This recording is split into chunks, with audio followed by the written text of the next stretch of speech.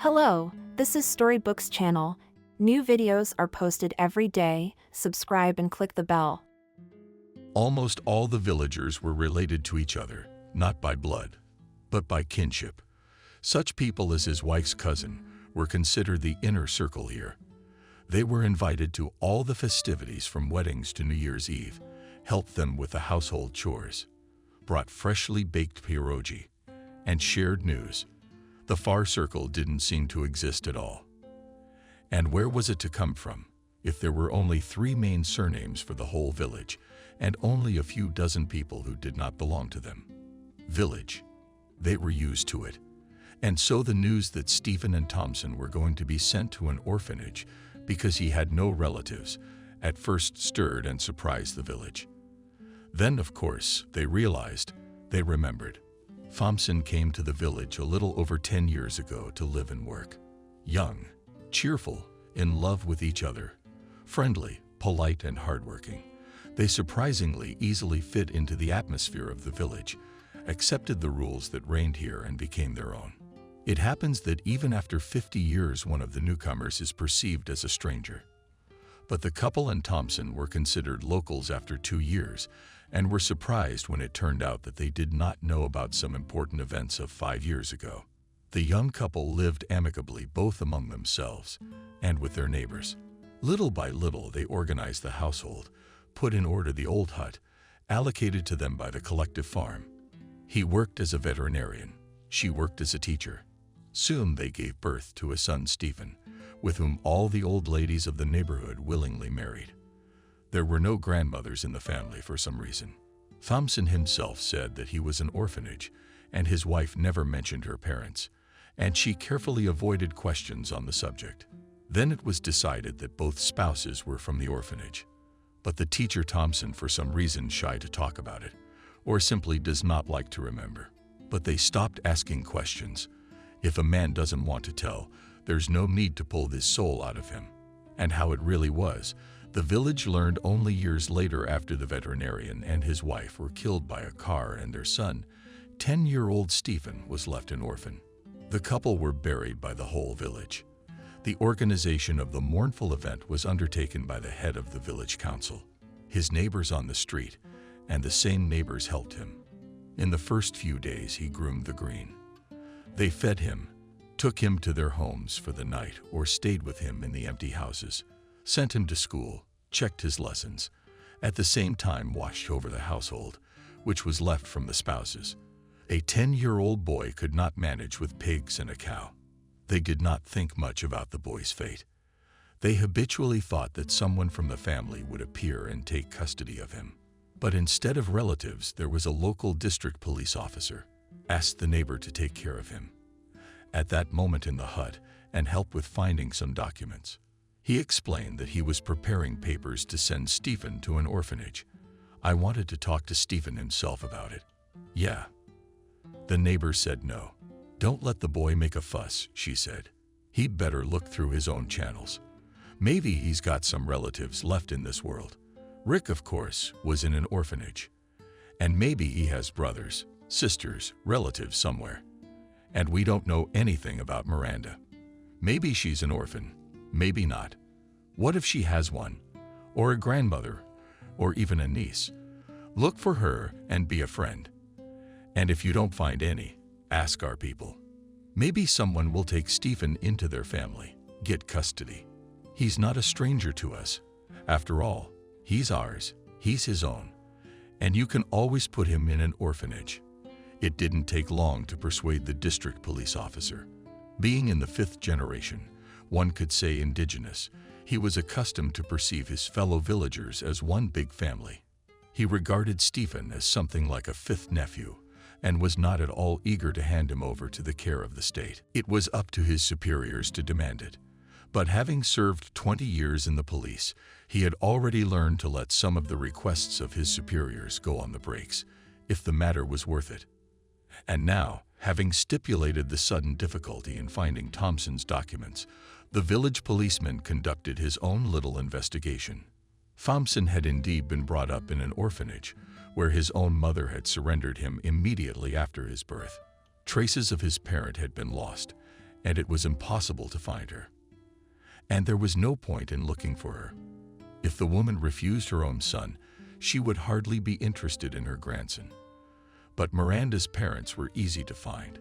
It was only necessary to submit a request for her maiden name Turner in the city from where the couple came to the village. Not only parents, but 2 older siblings with husbands and families, and a maternal grandmother, Evelyn. Finding such a crowd of close relatives for Stephen, the precinct officer was encouraged. One of them would surely take the boy in, he thought. But after a few calls around town, his hopes were dashed. At Miranda's parents' apartment, his mother answered the phone. She took the news about the tragic death of her youngest daughter rather coolly, but politely thanked for the information. But Kolka laughed wryly at the offer to take her grandson to her. "Do you think I need this trick?" she asked, confused.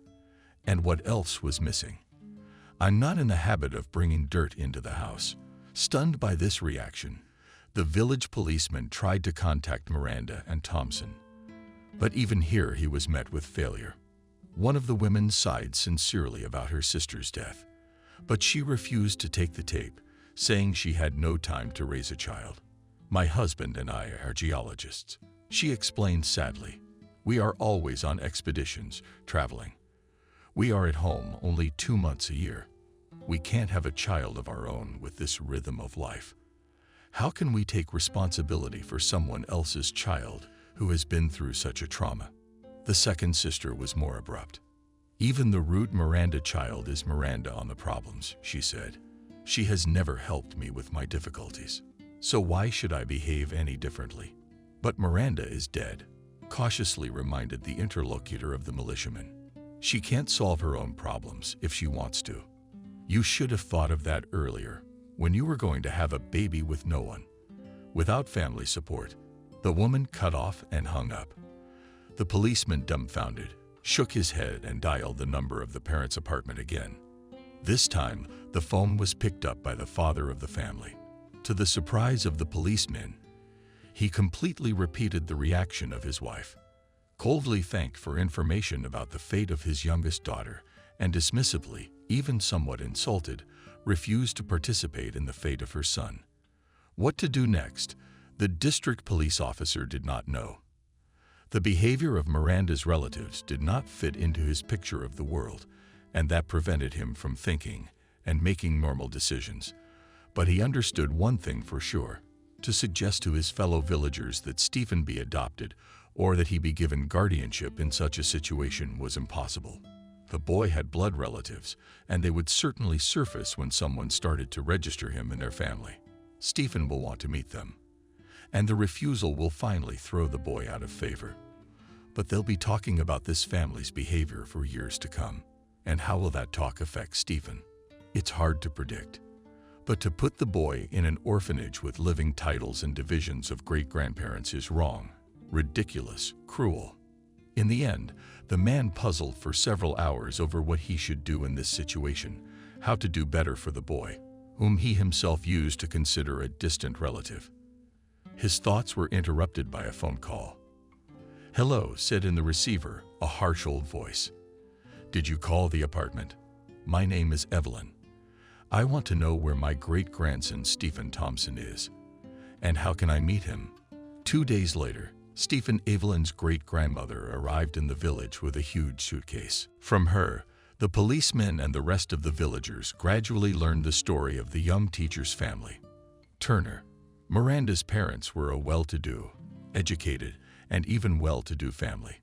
But one day Miranda, Father Curiosity, for the sake of curiosity, thought to compile his genealogical tree, and in the process of researching archives, found out that one of his great-grandmothers, unknown how many times, came from a noble family. Roth was united, and besides not too noble. His eldest daughter, in order to improve the family fortune and give the younger sisters and brothers to arrange their lives, was given in marriage to a rich merchant, and her children, accordingly, passed into the merchant class. But this did not embarrass the young explorer. He fancied himself a bearer of noble blood and began to change his life accordingly. Worse, he infected his idea's spouse daughter, Evelyn. The mother, however, Miranda, as well as her older sisters, at that time was not even in the project. The newly minted nobleman introduced into life aristocratic habits in the form in which he understood them. For example, he got himself a terry robe, in which he went out to breakfast in the morning, began to call his mother-in-law maman in the French manner. He stopped communicating with several good friends because he considered their origin not noble enough.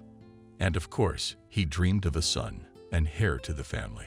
But alas, a son never wanted to appear. With the first child, the man let the matter drop. For the second, he and his wife carefully calculated the date of conception on some tables found in the newspaper, but they must have miscalculated somewhere. Once again, a daughter was born. Daughters Turner, of course, picked up classical names and brought them up in accordance with the noble tradition, which he learned from classic novels. The girls from a young age had a governess, teaching them the rules of etiquette, needlework, and French. All of them attended art and music schools and ballroom dancing, and for each of them in advance was selected a groom from familiar families whose family tree suited their father. For the birth of the third child, Turner prepared thoroughly. He consulted with several doctors, read a lot of scientific and pseudoscientific articles on planning the sex of the future baby. He sat for several months on some smart diet, performed daily gymnastics and breathing exercises, made up a schedule of sex with his wife to accumulate male seed in the body and drain the female seed, as advised by one of the theories he had studied. His wife also adhered to a certain diet, once a week performed some rituals, decorated the bedroom in blue colors to attract male energy. In short, the preparation was on all fronts. The stronger was the disappointment when their third daughter was born. The couple even wanted to leave her in the maternity hospital, but Evelyn managed to dissuade the new parents from this idea. At least somewhere this nonsense with nobility came in handy, recalled the old woman's son-in-law, told him that leaving a native child to fate is unworthy of a true aristocrat. Icons. He thought about it. Otherwise, goodness wouldn't convince. The girl was named Miranda and tried to bring up in the same traditions as her older sisters. But these attempts were not successful. The little girl from early childhood had a combative and Zedorknoy character, grew her free-spirited and stubborn. Apparently, Turner's efforts to give birth to a boy did not go completely in vain. Anechka's temperament was truly boyish. No, she did not grow up under a female. She was just an ordinary, active, and inquisitive child who learns the world with interest. Even as a toddler on walks, Miranda was unwilling to stroll gracefully by the hand with her governess through the yard or the square. She with a joyful squeal ran along the paths, crawled on her knees on the lawn, looking at some strange bugs, enthusiastically picking in the sandbox or climbing low trees. Slightly grown up, the girl resolutely sabotaged art school. In music school, transferred without asking parents from the piano class to the guitar class, and instead of ballroom dancing enrolled in the tourism section.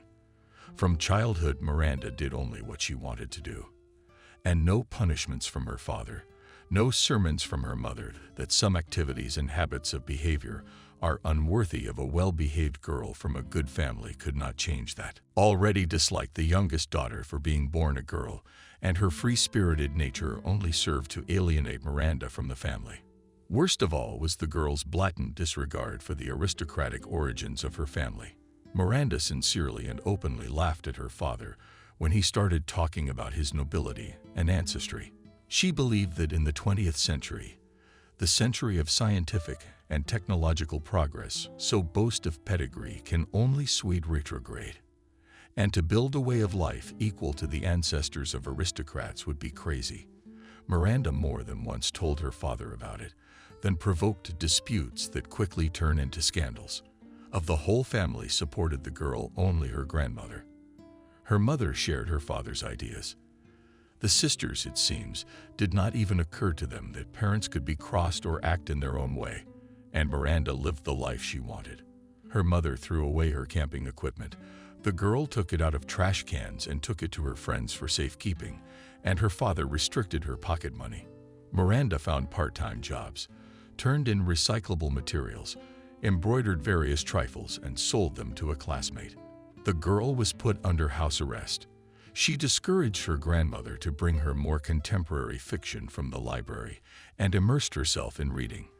At the same time, Miranda studied well, engaged in social activities, and at school she was consistently praised. By the time she was 15 years old, her parents had not exactly resigned themselves to their daughter's character, but rather tolerated it as a necessary evil. Turner hoped that marriage will be able to tame the violent Miranda temper. Naturally, the groom for her, as well as for the two older daughters, was already provided. And the fact that this groom was 20 years older than the girl, neither father nor mother was not embarrassed at all. The main thing, he was from a kind of twisted noble family, and therefore suitable for their daughter. The marriage was planned after graduation. A noble maiden should have a higher education in some female specialty, thought Turner Sr., not technical by any means. That's a man's specialty. Something light, humanitarian, more for general development than for usefulness and earnings. And earnings. Aristocratic girls don't need to think. They'll be fully provided for by their husbands. That was Miranda's father's reasoning. Therefore, the older sister of the girl for the third year rotten at the Faculty of Art, and on weekends visited theaters and museums in the company, approved by the parents of the groom. The middle sister was interested in geology and minerals, but her father had already prepared a place for her at the library faculty. Miranda's future specialty was still only planned.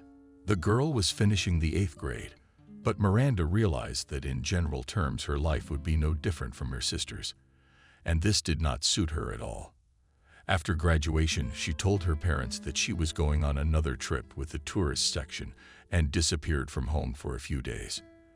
And then she called and reported, stunned at her father, that she took her documents from school and entered a teacher training college in a neighboring city. "It seems to me, Dad," said the girl in the tube, "that teaching is quite a suitable occupation for the youngest daughter of a noble family." Remember the classics. In the 19th century, girls from noble families often went into teaching. So I'm not breaking the family tradition at all. Miranda tried not to sound too snide. I think it's high time for me to start my own life. At my age, noble women were already getting married, and some of them had their first children. But I'm still sitting on your mother's neck. So I've decided it's time to make my own way. There's a hostel here. They gave me a room, but it's not until August, but I've arranged to move in now. It's a small stipend, but it's enough. So I'm starting my adult life. But it's zero. My badge is running out. We're about to be separated. I'll write to you and my mom, send you my address. The girl finished quickly and hung up the phone without waiting for her father's reply. It was a blow below the belt for Tomichi. The mother drank heart drops, and the father was furious, pacing the room and clenching his fists. The sisters locked themselves in their rooms, not risking to be seen by their parents. Evelyn was able to calm the adults and convince them to accept her daughter's decision. But she would enter the institute later. "It's nothing," the grandmother exhorted. "Especially after college, you can go straight to the 3rd year, so even save time. We'll see how to live independently, assess how much calmer it was under the parental wing, and return home. You'll see." "But the dormitory," Mother exclaimed. "What kind of place is that for a young girl? A life of debauchery. And what if she gets pregnant?" "That unreasonable girl," objected Evelyn gently. "She would not risk her future so much." "It seems to me, Mother, that you were involved in her escape," Turner said suspiciously. "Probably sponsored it too." Of course, Evelyn was involved. She had never shared her daughters and son-in-law's approach to child-rearing and their desire to arrange the girls' lives without regard for their own wishes. And she had always adored Miranda because she saw that she could resist her father's will. But her son-in-law, of course, the old woman did not admit it. Then the peace was restored, and for the middle Miranda and sister this situation even benefited. Her parents allowed her to choose her future specialty independently, fearing that she too could jump out and run away from home. That decision was not approved, but they kept in touch with her. congratulated her on vacations, welcomed her home on vacation, and even occasionally helped her financially. But the shaky world collapsed when, just before graduation from college, the girl announced that she was marrying a good guy and leaving with him on assignment. And when she mentioned that the guy in the orphanage and her father finally lost his temper and told Miranda that she was no longer his daughter. From then on, Miranda was never mentioned in the house. She wrote to her parents a couple of times, but they tore up the envelopes without even opening them. So Evelyn did not manage to find out her granddaughter's new address in the educational section of the pedagogical school. They refused to give the elderly woman any information about the allocation. For some reason, Miranda stopped calling her father's house, so her traces were lost. Of course, you could go to the police. You could look for Miranda's classmates and find out from them something about the fiancé and the girl's new address. But Turner, sincerely offended by their daughter's behavior and the fact that she ruined their plans, were not going to do it. And Evelyn did not have the strength to actively search for her. With age, her health began to fail. Evelyn complained of vascular pain, heart, dizziness, and worries about her granddaughter only aggravated her condition. Nevertheless, when an elderly woman accidentally overheard a telephone conversation of her son-in-law and learned how the fate of her granddaughter and what future threatens her grandson, she, without a second's hesitation, packed up and came to the village. It's not a good idea to put the boy in an orphanage with living relatives, she explained to the district police officer. My daughter and my son-in-law have completely lost their nobility. They consider the boy almost a freak. But I'm still in my mind, and I'm not going to die. I'm sure I'll have enough Stephen until I'm 20. So give me a residence permit, comrade policeman. And tell me, what papers do I need to keep Stephen with me? Stephen was wary of Evelyn at first. The policeman brought her to the house in Thompson without warning immediately on the day of her arrival. He sat down opposite the boy and said, "Seriously, Stephen, here's the thing. According to the laws of our country, children under the age of 18 cannot live alone or with adults or in an orphanage. Since you don't have parents now, the law tells me to put you in an orphanage. But there's a relative of yours, your mom's grandmother. She can take custody of you, and then you can stay at home here. I understand the person. She's new to you, a stranger. But it's better to be with a new person in your home than with strangers and in a new place. Anyway, you guys stay here for a couple days, socialize, and I'll come back the day after tomorrow. Let me know. Do you want to live with your great-grandmother or do you want to leave? Whatever you decide, that's how it'll be." Stephen nodded demurely. The policeman shook his hand and left. The old woman and the boy were left alone. For a while they looked at each other in silence. Then Evelyn spoke. "My name is Evelyn," she said. "You can call me Evelyn if you like." And then she inquired in a businesslike manner, "Are you hungry?" "Not really, I guess," Stephen said uncertainly. He had expected a serious conversation about the rest of his life, but not about the hassle. About food. "When did you eat the last time?" Grandma kept up. "At lunchtime at school." After some thought, the boy answered, "That's 12 o'clock." So Stephen nodded. "And now it's already 6 o'clock in the evening." "That's not the point. Come on, Stephen, let's get you something for dinner. You team tell me where you keep what, how to use it, what utensils you can use, what you can't use for the host in general. I'll do the cooking." Stephen. It was flattering that Evelyn recognized him as master and promised to obey him. He feared that the strange old woman would immediately set her own rules in the house, which, of course, would be different from the rules adopted by his parents. And then the whole household would be destroyed. The remnants of his familiar, quiet, happy life would be lost forever, and it would become finally clear that his father and mother had gone away for good and would never return. From the day of the funeral, Stephen had decided to behave as if his mother and father had gone away on a long business trip and left him to look after the house and the household. Such an attitude helped him not to write the news that he might be taken away to an orphanage. Scared the boy. But then he thought, if the sudden great-grandmother will start to run the house in her own way and destroy everything that was created by his parents, then maybe the orphanage is not such a bad thing. He will not be able to resist her. But to live next to her and watch the familiar world being destroyed piece by piece every day, he won't be able to either. Of course, Stephen didn't think exactly like that. For a 10-year-old boy, such reasoning is still a bit difficult, but that's how he felt, and that's why he watched Evelyn's actions cautiously. The old woman, however, behaved carefully. She did obey all of her grandson's instructions, and in the process of cooking managed to get him talking.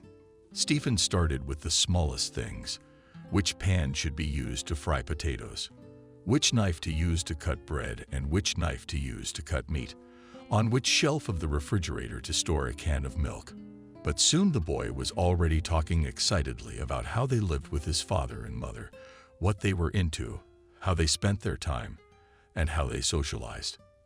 Evelyn listened, asked questions, where she sympathized, where she laughed, and where she told her story of Miranda Stephen's childhood to her mother, not forgetting to mention how she and the boy were similar in character.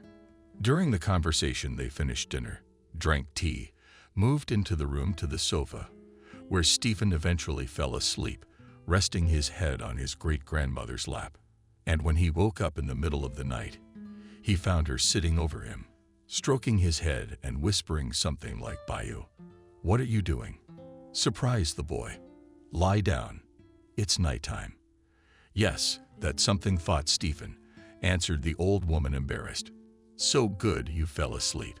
It was a pity to wake you up, to disturb you. And where to go for treatment, I don't know." Come on," Stephen said sternly. "At night you should sleep lying in bed, not sitting up, to rest your body and gain strength," he said in an instructive tone, obviously imitating one of the adults. "Come on, I'll show you to your room." Stephen took Evelyn to the room, which was considered a guest room in the house. He helped her unmake the bed. After some thought, he brought a second blanket. "It's getting chilly at night," he explained businesslike. "Thank you, you're a thoughtful guy." Evelyn smiled. "I can't help it," Stephen said judiciously. "Since it's just the two of us, we'll take care of each other." He said it, and he was surprised at himself. He had not known Evelyn for 24 hours before, but now, after the long conversation, after the sincere interest and respect of this strange old woman for his family and his world, after the way she had carefully and touchingly taken care of his sleep, this Evelyn felt more dear to him than anyone else in the world, and he agreed to live with her and take care of her. As a grandson of a grandmother or a great-grandmother should be cared for, it didn't matter. That's what Stephen reported to the police station 2 days later. And not once after all the years of living with Evelyn did not regret this decision. The village discussed Miranda's story for a long time. It did not fit into the worldview of the locals. But Evelyn was quickly accepted and considered her own. In Callanan's opinion, she had done the right and logical thing. You have a family, so take care of it, helping your children and grandchildren, no matter what mistakes they made, no matter how stupid you think they are. I don't like to be persuaded and educated like that. You can give us children, but don't leave them to their fate and don't break their character. That's the way they reasoned in the village. Of course, this did not mean that in every Callanan yard reigned peace of prosperity. After all, this is not a fairy tale village, but a real one. There were quarrels, scandals, and fights. And even in flogging a child or dragging him by the ears for disobedience was not seen as anything special. But every villager knew that if anything happened, the whole family would help and support him. That is, half of the village. And what else does a man need if not the assurance of a strong rear and the existence of a place where he will always be accepted and supported? Not much, really. Stephen Thompson grew up a quiet and sensible lad. He was respected in the village, and often even grown men turned to him for advice and help. Accustomed from childhood to consider himself the master of the house and to take care of Evelyn, the boy gradually learned everything that was required for life in the village and acquired a calm, confident, and slightly patronizing manner, which extended to everyone with whom he interacted. The one thing the lad flatly refused to deal with was automobiles. He did not want not to learn to drive, not to understand their structure, underlyingly considering auto technicians his sworn enemy. After all, it was because of her that he once lost his parents. For a long time, he refused to drive cars, and only at the age of 14 he began to sit quietly in the passenger seat. But this punctiliousness and fellow villagers forgave him, considering it more of a harmless oddity than a consequence of a serious childhood trauma.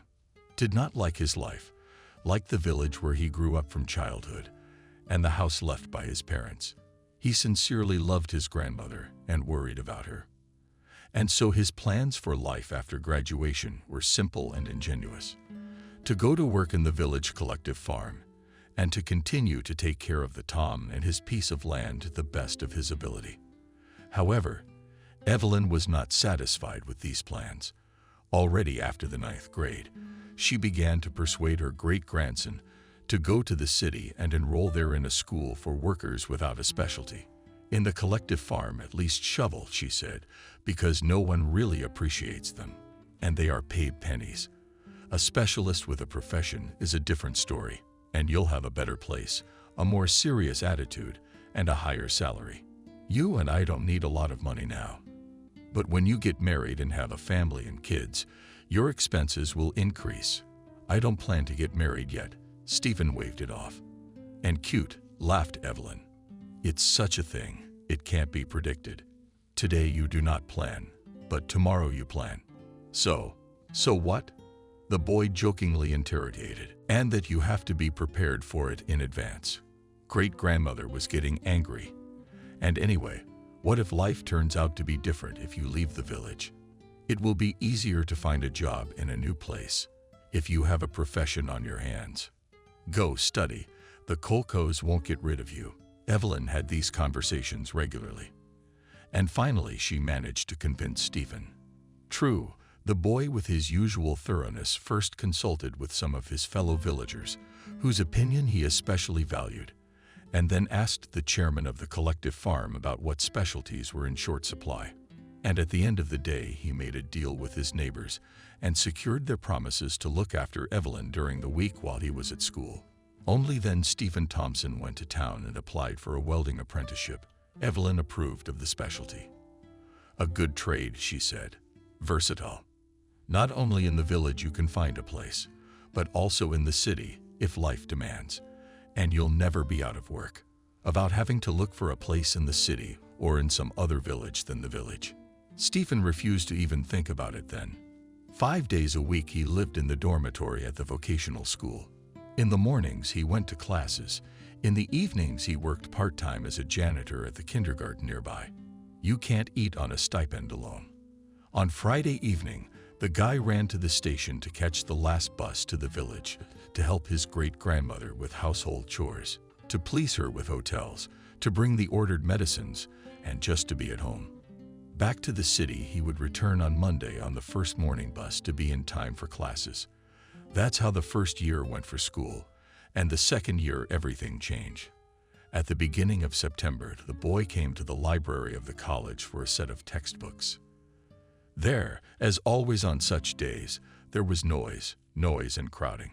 Having made his way to the counter, Stephen showed the librarian his student card. What group? Older. That's the third window over there. That's where we have the intern working today. Dickhead. So get ready, you won't be out of here for another hour. Thompson went to the third window and saw a young girl with a confused face behind it. Soared at the risk of Rosneft. She was trying to collect sets of textbooks for 3 different specialties at the same time, give out the collected textbooks, answer questions and maintain silence and order in the queue. Naturally, she was doing just about nothing. So the girl was clearly on the verge of hysterics. Stephen looked at her, and in his head Evelyn's voice sounded audibly. Marriage. My dear, it's a thing that can't be predicted. One day you don't plan to marry, and the next day you do. The boy waved his head as if to ward off an obsession, and then suddenly, unexpectedly for himself, He swung sharply across the bar separating the hall and landed right under the feet of the unfortunate intern. "Hello," he said, rising. "I, Stephen, and what's your name?" "Lisa." "Stunned," said the girl. "How are you?" "You can't come in here." "Lisa, nice to meet you." Stephen paid no attention to her attempts at indignation. "Lisa, let me help you. I see our troubles are weighing on your mind right now. I suggest we divide up the duties. You collect the kits on the list, and I'll issue them. I know how to fill out the forms, don't worry. Are you lost in your racks? It's coming." Before the girl nodded confusedly, Thompson had already settled down at the issuing window, lined up a column behind a barrier of ATT workers, and strictly told them not to make any noise. "Who will break the silence and order will get the books with the very last," sternly informed the guy. "Lisa, where do you have ready sets?" "That's good. Your student card." He turned to the first one standing behind the barrier. The work boiled over. The girl tried to watch her sudden assistant for a while, but then rushed to the storage room to get the missing textbooks. 3 hours later, the crowd in the library hall had dissipated. Only a few people remained. Stephen straightened his back, stretched sweetly, and smiled at Lisa. "Well, I helped you through the main influx of customers," he said with a smile. "Now only the latecomers will go, 2 people at a time. I'm sure you can handle them." "Thank you," mumbled the girl, embarrassed. "It's my first day here today. I did not even know that I would get to the distribution. Otherwise, I would have prepared the kits in advance. And so I don't orient myself to anyone. What books are entitled?" "I don't know. I'd be lost without you. How can I thank you?" "Marry me," Stephen said quite seriously. "But if you're not ready, we can take a walk after work. You finish at 5. So, I'll meet you." Shell bowed, jumped over the barrier separating the librarian's workplace from the main hall, and walked out, not forgetting his stack of textbooks. The first walk was followed by a second, and then a third. Soon the visits of the young people became regular. Stephen almost stopped talking to his fellow students. There was no time left for that. He quit the kindergarten, freeing up his evenings for meetings with Lisa, and began to work part-time at night unloading railroad cars. Tired as hell. He went from honor students to 6th graders, but he still wouldn't let himself get any C's. Fortunately, sitting at the desks of the school was soon replaced by industrial practice at the factory. There it was easier to maintain vigor and activity. Yes, and to study his specialty, Stephen finally became really interesting. Only one thing in his life remained unchanged: time from Friday evening to Monday morning, the guy always spent in the village. Lisa didn't mind. She was touched by the young man's devotion to the only native woman in his life. The girl knew the history of Lincoln and his family and sympathized with the tragedy that the boy had suffered as a child. However, even if it had not been for that tragedy, Lisa would not have prevented Thompson's visits to the village. She herself had only her mother in her family. She had never seen her father. He was quite casual and hardly knew of her existence. The grandparents had died long before she was born. Her mother had no siblings, and her cousins and 3 siblings were scattered across the country and hardly ever got in touch. Lisa had a lifelong fear that her mother would one day be gone and she would be all alone. She saw echoes of this fear in Stephen, and so treated his regular absences to the countryside with understanding. Tearful mother. Thompson met at the end of September, and as something surprisingly quickly became friends with her. And on New Year's Eve, he took the women to the village to introduce them to Evelyn and celebrate the holiday. Evelyn approved of her great-grandson's choice. She is a good girl, serious, modest, responsible, not like our local ponytails. When almost at the New Year's table for the first time seriously talked about the wedding. Before that, Lisa, though she was in love with the battleship, had taken her suitor's words about marriage lightly. But having visited the village, having got acquainted with the woman, and having seen how Stephen behaves in his house on his plot, how he communicates with neighbors, how he takes care of his grandmother and her mother, the guest of his house suddenly realized that she could not find a better husband. With this guy, she will be like behind a stone wall. He would be safe and secure. And the fear of being alone one day can be forgotten forever. Only one thing troubled Lisa, her fiance's intention to return to the village after graduation. She had nothing against rural life, and she liked the village, and the prospect of living under the same roof with Evelyn did not promise any difficulties. But he, she said, was interfering strongly with the argument as to whether the wedding should be in May or whether she should listen to a common superstition and postpone it until June. Let's solve one important issue. You've always said that family is the most important thing for you, and that's why you want to live with your family, with your grandmother here in the village. But family's important to me too, and my family is my mom, and I can't leave her alone in the city and move somewhere else without her. I feel like it would be a betrayal, and I can't take her with me. She has a job there, friends, a familiar way of life. She's a city girl to the core. She won't fit in the country. That's why I want to tell you right away that we'll live with my mom or near my mom and no other way. I'm sorry. If you're happy with that, we can go back to discussing the wedding. Lisa lowered her eyes and blushed. The words were not easy for her to say, but she had thought that once she had spoken, she would be relieved. However, now the girl was gripped by fear. What if her lover now refuses to marry her? What will she do then? Why is he silent? Lord, but why does he keep silent? While Stephen was frantically thinking what to say to this speech, Evelyn took the floor. Well done, she said. Well done, girl. You can see you've grown up a good daughter, loving, responsible, and asked the question in time. That's right. Such things should be decided on the shore. If you want to know my opinion, the Bible says that a man shall be molded from his father and mother, and shall be molded to his wife. You see, you chose your wife, so be with her at one and don't break her under yourself. But you should stick to her and follow her. That's if we consider the question from a moral point of view, and if it's practical. Of course, I'll be glad to have Stephen around. But if he goes to the city, I won't get there in a year or so. On the contrary, I'm used to coping on my own. And my neighbors are close by. If anything, always help. You'll come to visit for a weekend once a month is good. And the rest. Don't worry about me, Stephen. Just worry about yourself. You really won't mind if I stay in town? Stephen asked, cautiously relieved. The wedding was set for May. The first day they celebrated in town with friends and Lisa and Emily's mother. The second day we went to the village, and there we had a feast for great-grandmother, neighbors, friends. In short, for almost half the village. The morning after the feast, Evelyn, having served breakfast, looked at the newlyweds with tenderness and said, Well, I've raised you. You're all grown up now. You have your own family. Soon the children will come. You won't be left alone. Now you won't be afraid to die.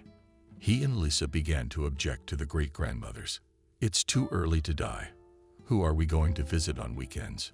Who will help with the children? Who will teach us everything? Evelyn listened to their objections, smiling as adults do when listening to children's babble, and shook her head slightly. She died a month after her great-grandson's wedding, June 1991. She waited for Stephen's next weekend visit, fed him dinner, listened to the latest news, kissed him goodnight, went to bed, and didn't wake up in the morning. Evelyn is 95 years old. The death of her great-grandmother shocked Thompson. Somehow Evelyn, despite her advanced age and numerous illnesses, seemed eternal to the lad. He had gotten used to the idea that she, who had once saved him from loneliness, who had become his support and encouragement, who had taught him everything, would always be there for him and with her forever. His parents' house a piece of his childhood that he wanted so badly to keep. Stephen blamed himself for failing to take care of his grandmother properly. Abandoned her, did not keep her safe with longing and acute pain in his soul. The boy thought about the necessity of pounding the house in which he and his grandmother lived and leaving it unattended. Of course, no one in the village will not climb into it and ruin it. It is understandable. But any villager knows that empty houses fall into disrepair very quickly. You can walk, look after, water the flowers on the windows, and sweep away the dust. In the summer, you can paint the lot, and in the winter, you can squeeze the furnace and throw snow off the roof. It doesn't help if there isn't a permanent resident in the house. It is as if he is aging. Then he gets in, starts to get sick, and slowly dies. You go into it after a few years and the walls are in place, and the furniture is the same, and the painting. On the walls hang familiar ones, but the air is heavy and dead, and the shadows in the corners are frowning, and everything seems alien and unfamiliar. And how much not to air such a house, how much not to clean it. Without adding light, this lifeless atmosphere cannot be driven out. Legamko several times has been in such abandoned houses and did not want his parents' house to repeat their fate. However, Thompson could not suffer long for his great-grandmother, the end of his childhood, and his parents' house. August 1991, and all moral torment and mental problems were pushed to the background. They were overshadowed by the banal and completely unromantic need to survive. Stephen Thompson was returning home from a tour of duty. For more than 5 years, he had worked for a company that built oil storage tanks. He would go to some remote part of the country, most often to the north, and spend 3 months at a time. Then he returned home for a month, communicated with his relatives, brought his paycheck, did some household chores, and generally got back a little in body and soul from the endless frosts and the workplace. A month for this was not always enough, especially in terms of mental rest. Life away from his family was hard for Stephen, but there was no other way out. The shift paid well, and not badly, and in the city where he lived with his wife and mother-in-law. Even now, 7 years after the collapse of the Soviet Union, they could not offer such salaries. And in the very early 90s, there were no salaries at all. Just promises. Stephen did not like to remember those times as hard and hopelessly bleak. There was always no money in the house. Food was very simple and scarce. And the need, for example, to fix broken shoes provoked a real financial crisis. He then turned around as best he could, grabbing any part-time jobs from welder to loader. He was good at almost everything. In the first year, he used the house in the village instead of a dacha, served the whole vegetable garden with potatoes, and in the fall sold it to neighbors and colleagues of his wife and mother-in-law. Well, and recorded for the winter for his own, of course. This endless race for every penny exhausted the guy, but it seemed to him at the time that he was coping. His women are clothed, not hungry, no debts. Even the rent is paid neatly and on time. It is only necessary to wait a little. When the situation in the country will stabilize, it will be easier to go through a difficult period. Of course, waiting for better times at his factory in Thompson, he was not going to. He was in constant search for a more profitable job. But when one of his buddies told him about the shift work, Stephen at first refused. It's not so bad that we have to leave our family for a few months, he thought at the time.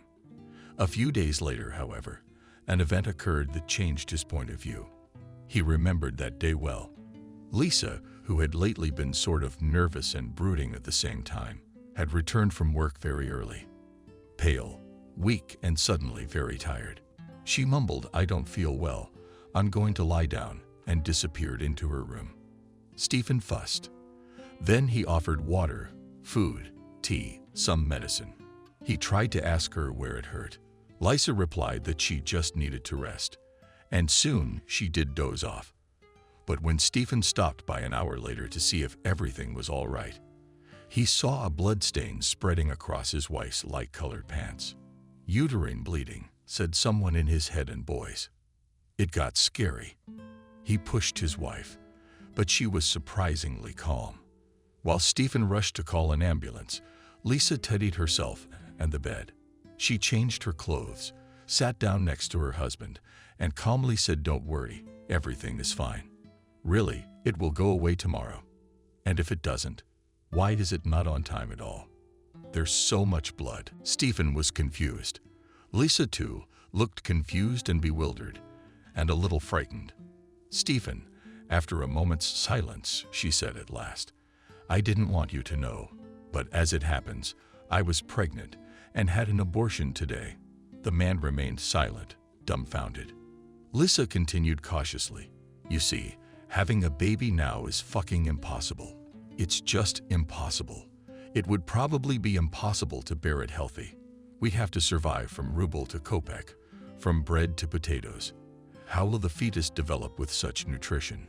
What will we feed it when it is born? What to dress it in and what to raise it on? We're on a budget right now.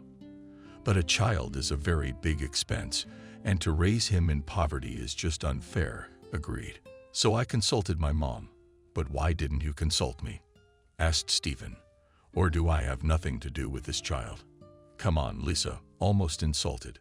"Who is, if not you? Don't make it up. It's just women's business. It's not customary to discuss them with men." "Stephen, this decision was very hard for me, wasn't it? But now it's the only sensible way out of the situation. And we'll have a baby for sure, just a little later, in a few years. The doctor said that today's operation will not affect the possibility of conception in the future." She said something else. But Thompson wasn't listening. A crushing sense of guilt came over him. Once again, he had missed something. Failed to save his child's life. He had failed to see it through. He realized there was nothing Lisa could say against him. She's right about everything. Their family's really struggling to get by, to stay afloat. Having a baby is guaranteed to drag them down at their current income. But damn it, how could he have missed it? He focused only on the present moment, on making sure there was something to eat in the house every day, that there was no debt accumulating and all bills were paid on time, that there was some minimal emergency stash like buying a new jacket or shoes, and did not think at all about the future, about work for the future, and even that this future in the form of pregnancy can come so suddenly, too, did not think. And so he missed it, and he wanted a child so badly. Along with guilt came resentment toward Lisa. Why didn't she consult him? Did she think he was so worthless and useless by default, so incapable of providing for a full family, so useless that she doesn't even see fit to discuss his child's future with him? A greater blow to a man's ego could not be imagined. Lisa, as if she had read her husband's thoughts, spoke up. "I didn't want to burden you with this, Stephen," she said guiltily. "I see how much you do for us, how hard you work. You're working your ass off. You're doing the best you can in our situation, and even, it seems, more than you can. I understand how much effort you put into making sure we don't go hungry. But I realize nowadays only businessmen make money, and you and I aren't cut out for it. I didn't want to worry you too much." But Stephen wasn't listening again. All he could think about was that he had once again wronged his family. He had already allowed the death of his grandmother, and now he had failed to preserve his firstborn, to provide him with normal conditions for birth. Of course, any person looking at things objectively would say that Stephen is not to blame for these deaths. But how easy it is to reason objectively when you are outside the situation, not inside it. Stephen was firmly convinced of his responsibility for everything that had happened and immediately swore to himself that he would not make such mistakes again. The next day, he called an acquaintance who offered him a job as a shift worker, and a couple of weeks later, having passed all the interviews and medical examinations, he left on his first business trip.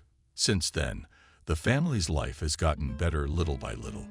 The money Stephen brought back was enough not only for basic needs, but also for more serious things. They renovated the apartment, where the three of them continued to live.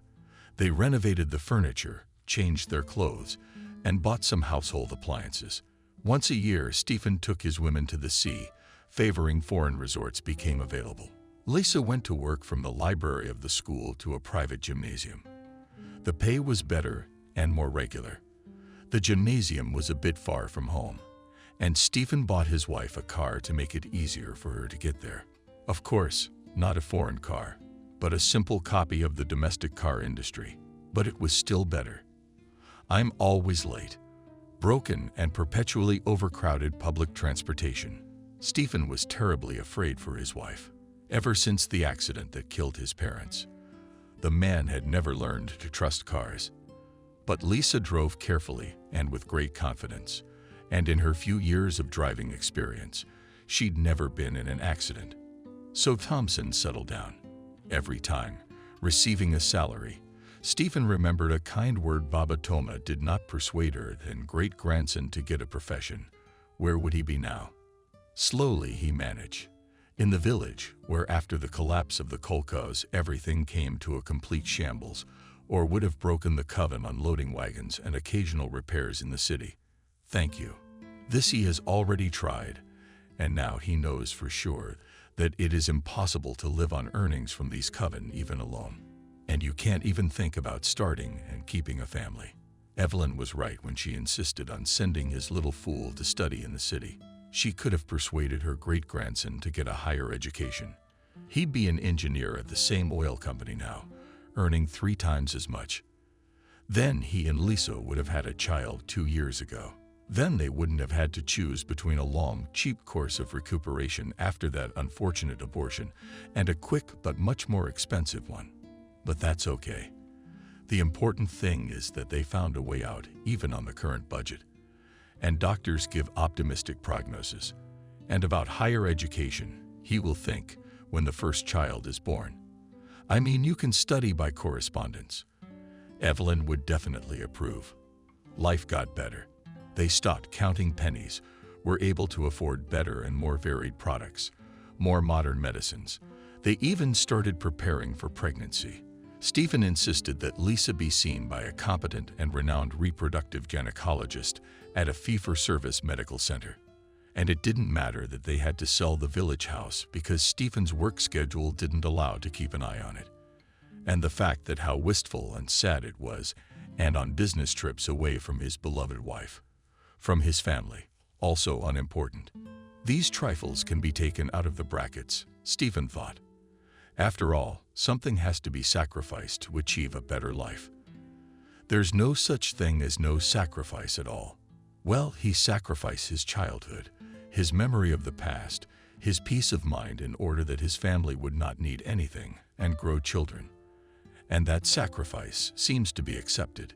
He finally seems to be doing well. And even the doctor said he could try to conceive on this vacation. His wife's body is fully prepared. In dreams of a future baby, Stephen went up to his floor, opened the door with his key and shouted from the threshold, "Lisa, Mommy Emily, I'm back." Thompson awoke around noon. He stretched happily in the soft, comfortable bed, breathed in the aroma of fresh baked goods wafting under the room door. Emily had been witching in the kitchen since morning, eager to pamper her son-in-law. Stephen arrived and smiled. It seemed he had an adored cinnamon apple bun waiting for him. It was so good to be home at his place. After tidying himself up, the man poked his nose into the kitchen and realized he had guessed right. A handful of warm, oozing, mind-blowingly scented buns rose on a platter in the middle of the table. Stephen reached out his hand, about to kick one of them. Immediately, he received a playful towel across the palm of his hand from Emily. "Hold on, just a bit," said his mother-in-law with a smile. "Let them cool down a bit. Lisa will be here soon, and we'll have lunch." "Where is she?" asked the son-in-law resignedly, and poured himself some coffee. "She went to the doctor's office this morning," the mother-in-law explained. "She hasn't been since you left. I bought some vitamins. She's been exercising like he told her to. Now she'll have a checkup and find out if she can have a baby. Just in time for you to come back. That's good timing. Something's delayed. She was gone by 900 hours. I'm getting worried." Emily faltered, remembering Stephen, movies, fear of car accidents. But after a minute it became clear that the old woman was worried for a reason. The phone rang. Stephen picked up the receiver and heard a man's voice. "Thompson's apartment. Police Captain Christopher is also concerned about Thompson. Elizaveta Stepanovna, who is your wife?" "You, Stephen, it must be."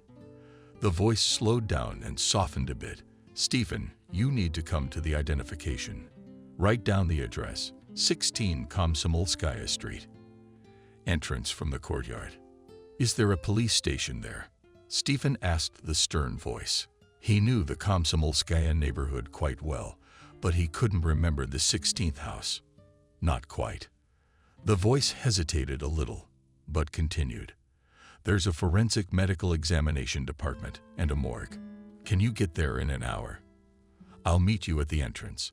Stephen carefully put the receiver on the lever and threw a quick glance at his mother-in-law. She was sluggishly at the stove and didn't seem to be listening to the conversation. Perhaps I won't bother her for the time being, the man decided. Forensic medicine isn't necessarily a morgue. Lisa may have had an accident or been attacked by someone, and now the damage needs to be removed. That's what forensics does. The word identification, uttered by the captain, Stephen diligently chased out of his mind. Emily, he said, trying to keep his voice as steady as possible. Lisa will be late. I need to go and help her. You promised not to wait without us. He finished and hurried into his room to get ready. Alas, Thompson's hopes were not realized. He was expected at the morgue to identify the body of his wife. I guess this is my curse. To lose loved ones in car accidents without a vital voice, said Stephen. All at home to a tired pathologist sitting in his office. First his parents crashed their car, now his wife. After all, as he felt that he should not buy her this 9. But I wanted what was best. Strictly speaking, objected the medic, raising his head from the form, which he filled out during the conversation. It was the other way around. First your wife's death, and then the accident. The autopsy showed that the cause of death was a blood clot, blockage in pulmonary artery. It happens. Blood vessels often clot, especially with sedentary behavior and high cholesterol. And then a slight increase in blood pressure is enough. As a result of strong excitement, for example, or just an awkward movement, and the clot breaks away from its attachment point, begins to move through the veins and arteries. It carries blood, you know, and it can go to the heart or the pulmonary artery, and then the person dies. That's what happened to your wife. She died from a blood clot. It caused the car to go out of control, which in turn caused the accident. Likewise, she could have died on the sidewalk, in a bakery, or even sitting on the couch at home, if the pressure spike had caught her in those places. So don't be so quick to blame yourself, young man. The pathologist put an ornate signature on the certificate, slapped a stamp on top of it, and nodded towards the door, inviting Stephen to follow him. The registrar stamped the rest, and Thompson received Lisa's death certificate. With this document, you will now go to the registry office, and they will issue you a death certificate. You have your spouse's passport with you. You'll need it there too. And already on the basis of the certificate, you will be able to prepare for the funeral. Place in the cemetery to buy, farewell table to order. But it's up to you. Oh, and take this list. It lists the things you'll need to bring to the morgue when you decide on the date of the funeral. Clothes, shoes, bedspreads, that sort of thing. Our orderlies will prepare the bodies. Give them whatever you collect. Stephen nodded. He obediently took the papers, mumbled a farewell, and walked toward the exit. Waiting for him outside was his buddy Christopher, one of the guys who worked with him on the crew. Christopher had recently buried his grandfather and had not yet had time to forget the whole ritual kitchen. He knew what and in what organization to formalize, what documents will be required, where to order a farewell and wake, how to communicate with the cemetery authorities. In short, he would have made a perfect funeral agent, but he undertook to help Stephen for free, simply out of friendship. When the latter, completely confused, called a colleague to ask for advice. In addition, Christopher had a car, and with him funeral troubles became not only clearer, but also faster. Let me see what you've been given. Christopher took the papers from Stephen's hands, looked through them quickly. Yeah, okay. Do you have your passport, Lisa? And your marriage license? But I'm good, so we're going to the registry office. We'll be there before lunch. Thompson sank into the front seat and began to consider what he'd learned from the pathologist. A clot. Okay. A blood clot probably could indeed have formed. Lisa does have a sedentary job. What about the blood pressure spike? I don't think she's ever complained about it. Christopher was tactfully silent. I didn't want to distract him from the road with my doubts. Stephen began to mindlessly study the certificate issued by the morgue, wandered his eyes over the bank, not particularly considering in the line heading surname, first name, patronymic, date, cause of death, and suddenly shuddered. Pregnancy was written in the Associated Pathologies column in the not neat but legible handwriting of a medical professional. Christopher Thompson almost jumped in his seat. "Christopher, turn around. We have to get back to the morgue." The gray-haired, tired pathologist was thankfully still in his office. "Yes, pregnancy," he confirmed, stunned at Stephen. "Absolutely correct. There can be no mistake. I've worked with your wife's body myself, and I remember the due date of 8-9 weeks perfectly. In fact, I can show you if you have any doubts, but I wouldn't want to embarrass you with the sight. I'm very sorry for your loss." But Stephen wasn't listening. 8-9 weeks is 2 months at the most. He'd been away for 3. "Oh, Lisa, what have you done?" She was probably told about the baby's future at her checkup at the medical center. So much for the excitement and the blood pressure spike that sent the clot on its gruesome journey. Damn it. Blinken Medical Center confirmed the hunch. After a visit from the gynecologist, Christopher finally took Thompson to the registry office. "Anyway, Stephen," he said, "you'll have to do the funeral.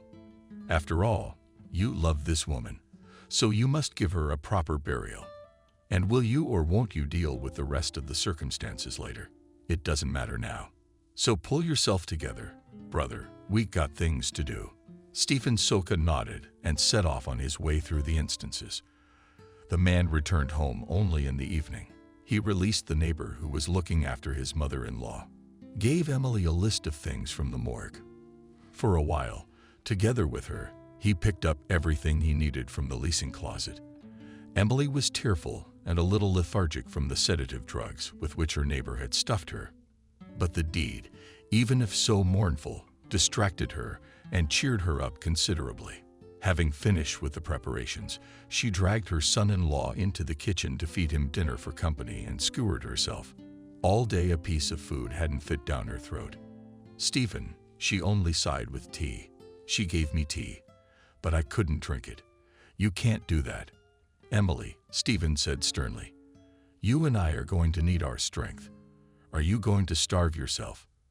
After supper, Thompson brought the papers he had collected during the day and selected a photocopy of the morgue certificate.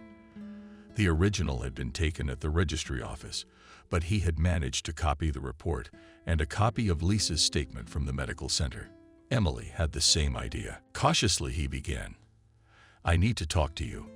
The doctor said that Lisa was pregnant." He recounted everything he had learned today, showed his mother-in-law the documents. The elderly woman came, studied the certificates, sank her gaze and sighed. "Now, of course, it doesn't matter anymore," Thompson said in the meantime. "But still I want to know. I've been on watch for 3 months, and I'm 2 months pregnant. Tell me honestly, did Lisa have someone steady, or was it a random mistake? A one-time thing, so to speak?" From the way Emily's cheeks flushed, the way her gaze flickered, Stephen realized a one-off was out of the question. Lisa had a steady lover. However, the mother-in-law was in no hurry to tell about him. Stephen had to make a lot of effort to get his relative to talk. "The second year they meet in person," finally said Emily. They met at Lisa's gymnasium. He brought his little brother there to study. They have a large family. He is the oldest of the brothers. The younger one just started school. "You know, family is very important for a woman." Stephen raised an ironic eyebrow.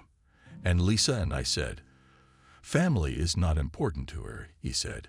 "But what kind of family is it?" My mother-in-law exclaimed sorrowfully, "You're always at work. You're always at work." And a woman, she needs her husband, was constantly around to feel support, to talk, to consult. Yes, want to go to the theater on the weekend, was with whom to go with. Has your family been a hotel for a long time? So how can I be on the road all the time by my own will? Stephen was indignant. I earn money for this family for a normal life. For the same theaters, after all. I understand, Stephen, the mother-in-law said softly. And Lisa understood that and was very grateful to you for it. She was just tired of being alone.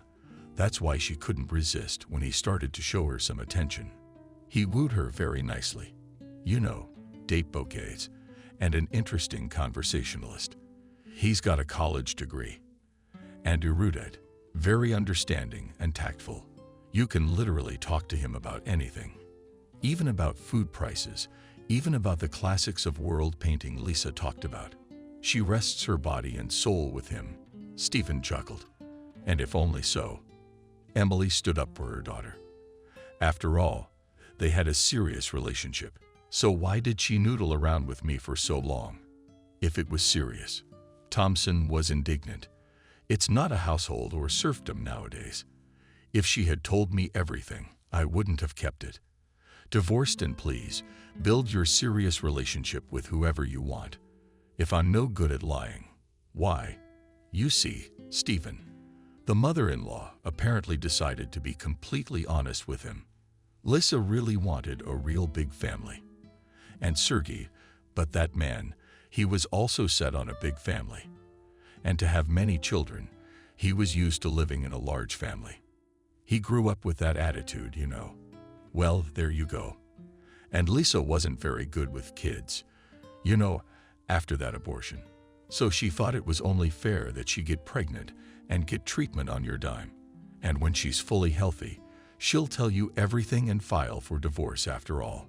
The problems with the pregnancy started after she had an abortion from you. So it's your fault, even if indirectly. Sergei has a decent income, don't you think? He could treat Lisa without a problem. But it wouldn't be right to make him fix your mistakes. Wouldn't it? Stephen was so stunned by his mother-in-law's words that he felt no rage or even the slightest irritation. All emotions seemed to leave his body at once. All thoughts were gone from his head. His face turned into a lifeless mask. His voice was gone, and even his breathing stopped for a few moments. It seemed to him that he had been thrown with all his might into a hole of cold water, and now his whole body. My whole mind was focused on one thing. To surface, to take a breath of air, and go to the bottom. And so he, too, at that moment, was using all his strength to keep his sanity and calm in a world that had suddenly turned upside down for him. He could have said that he was not to blame for the abortion that Lisa had performed without even consulting him. But at his mother's instigation, he could have told her how much he wanted that child, how frightened he was for his wife when he saw her bleeding, how discouraged Stephen was when he found out the truth. He could have said that Lisa should have done nothing to start by voicing her grievances about frequent weaning to him and working together to find some sort of solution before falling into the arms of a random suitor. About how he himself loved his family, how he longed for them when he was away, how he wanted children, a big house, and how he stayed day and night to turn that dream into a reality. He saw no point in telling. It seemed to him that it had been understood as it was originally always. Well, it turned out it had only seemed so. It was his fault again.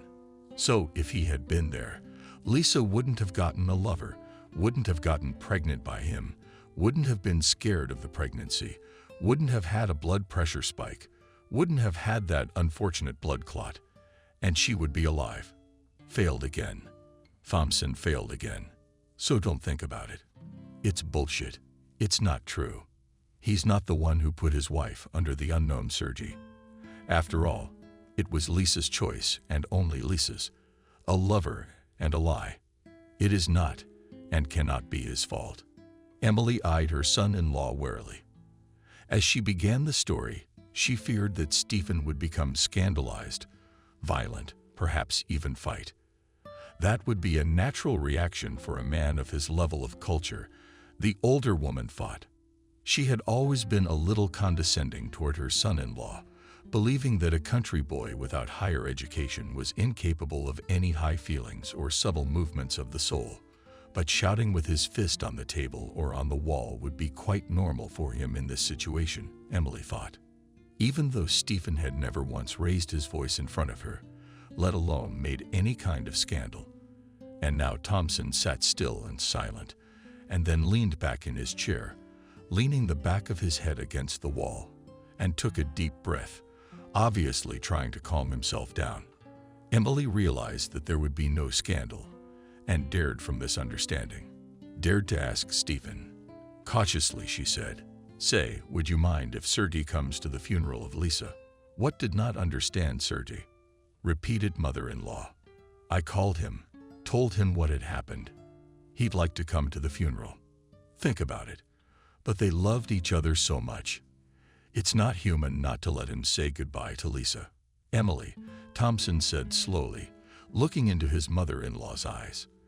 Do you realize what you're saying? What are you asking? I'm asking you to be honorable to your spouse and rival. The woman replied. If, of course, you know the concept of honor, Stephen thought. What kind of relatives I always have who want to play the game of nobility. One of them would kick his own daughter out of the house and call his grandson a gunman and scum. The second, hiding under the guise of nobility, asking me to spit on my own dignity. However, both of them are not relatives for a long time, and this is already a stranger. Except for the upcoming funeral, we have nothing else to do with her. The main thing is to endure the funeral. Stephen stood up, waved his hand, and went to his room, closing the door tightly behind him. But even this precaution did not help. Even on the bed, he could hear his mother-in-law talking into the phone. The funeral the day after tomorrow at 11 o'clock. Yes, Stephen didn't mind, and Thompson pulled the pillow over his head. But the voice continued to echo in his ears, thrashing around inside his skull, as if trying to shatter it from the inside out. The man tried to make it subside, but as soon as he pushed it himself, thoughts of Lisa, her lovers, her strange sense of justice rose in his mind. Her lies are straight. About an hour, Stephen got up, walked to the kitchen, took out a bottle of vodka from the refrigerator, poured a glass, and drank it in one gulp. He stood, thought for a moment, and repeated the operation again, not paying attention to the settled eyes of the mother-in-law sitting at the table. After that, he went back to the room, collapsed on the bed, and finally passed out. An unexpectedly large number of people had gathered for the funeral. Teachers from the gymnasium, students with whom she was friends, came to see Lisa off. Classmates, some friends, acquaintances, and neighbors. Stephen knew almost none of them. These were the things going through his head. There's your proof. You know nothing at all about your wife's life. If you'd been sitting at home with her, you'd know who's best friend, who's an acquaintance from the medical center, and who's a former classmate. You missed it all while you were driving. What did you think for the good of the family? Where's your family now? Yeah, it showed up. Stephen tried to push those thoughts away and focus on what was happening. But after a while, he realized that it would be better to immerse himself in reflection and indulge himself. And now, instead of heartily grieving for the woman he loved and with whom he lived not one happy year, he stares intently at the men present and agonizingly tries to guess who, which of them. Where is he, this Sergei? To look at his face, to understand, for whom the covenant changed. He began to watch the movements of his mother-in-law, who the girlfriends he knew were talking to, the reactions of those gathered to each other. There was no way a close friend could be so good at hiding her affair. Some of the women present surely knew about it, couldn't help but know. Perhaps their looks or words would give away a rival. And the degree. Why the hell would you want that? He tried to calm himself down, but after a couple minutes he noticed that he was busy looking again. He already wanted to approach Emily and ask her directly where the same Sergei was. The only thing that stopped the man was his unwillingness to humiliate himself in front of his mother-in-law. However, by the end of the procedures at the cemetery, Thompson was ready for that. And only after leaving the cemetery fence, he began to think a little. Let's rest and move. Christopher approached and clapped his buddy on the shoulder. Sympathetic. Or are you going to take the bus with everyone to the wake? Stephen inhaled and again fixed his eyes on the crowd of people going to their cars. Then he let the smoke out, shook his head as if to dispel his thoughts. I'm not going to the wake, he said resolutely. I'll go completely crazy there. Take me somewhere else, Christopher.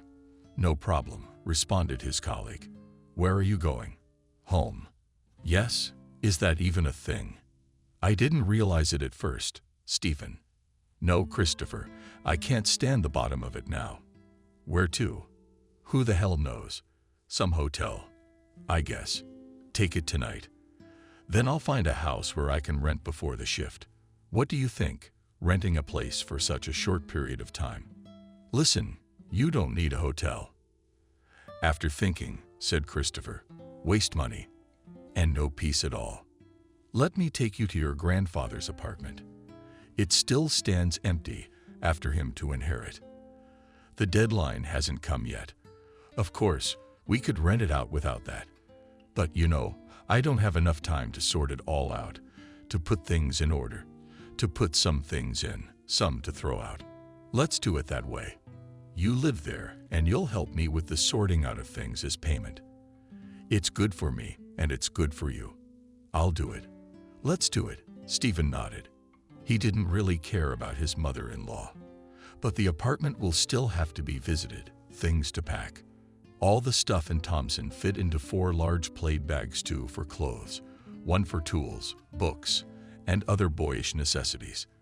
And the last things he picked up before the sale from his parents' country home.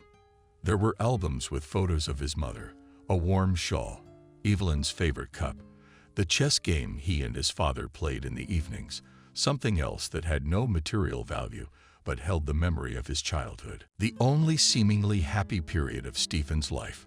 All those years of work, and not a damn thing to show for it. He grinned, looking at the bags. But it wasn't heavy to carry, Christopher said optimistically. He picked up 2 points out of 4 and hurried down the stairs. Stephen put the keys to the apartment on the kitchen table, picked up the 2 remaining bags, and carefully slammed the front door shut. He followed his buddy. After about half an hour, the foreign car slowed down in the quiet city center in front of a tall house of Stalinist construction.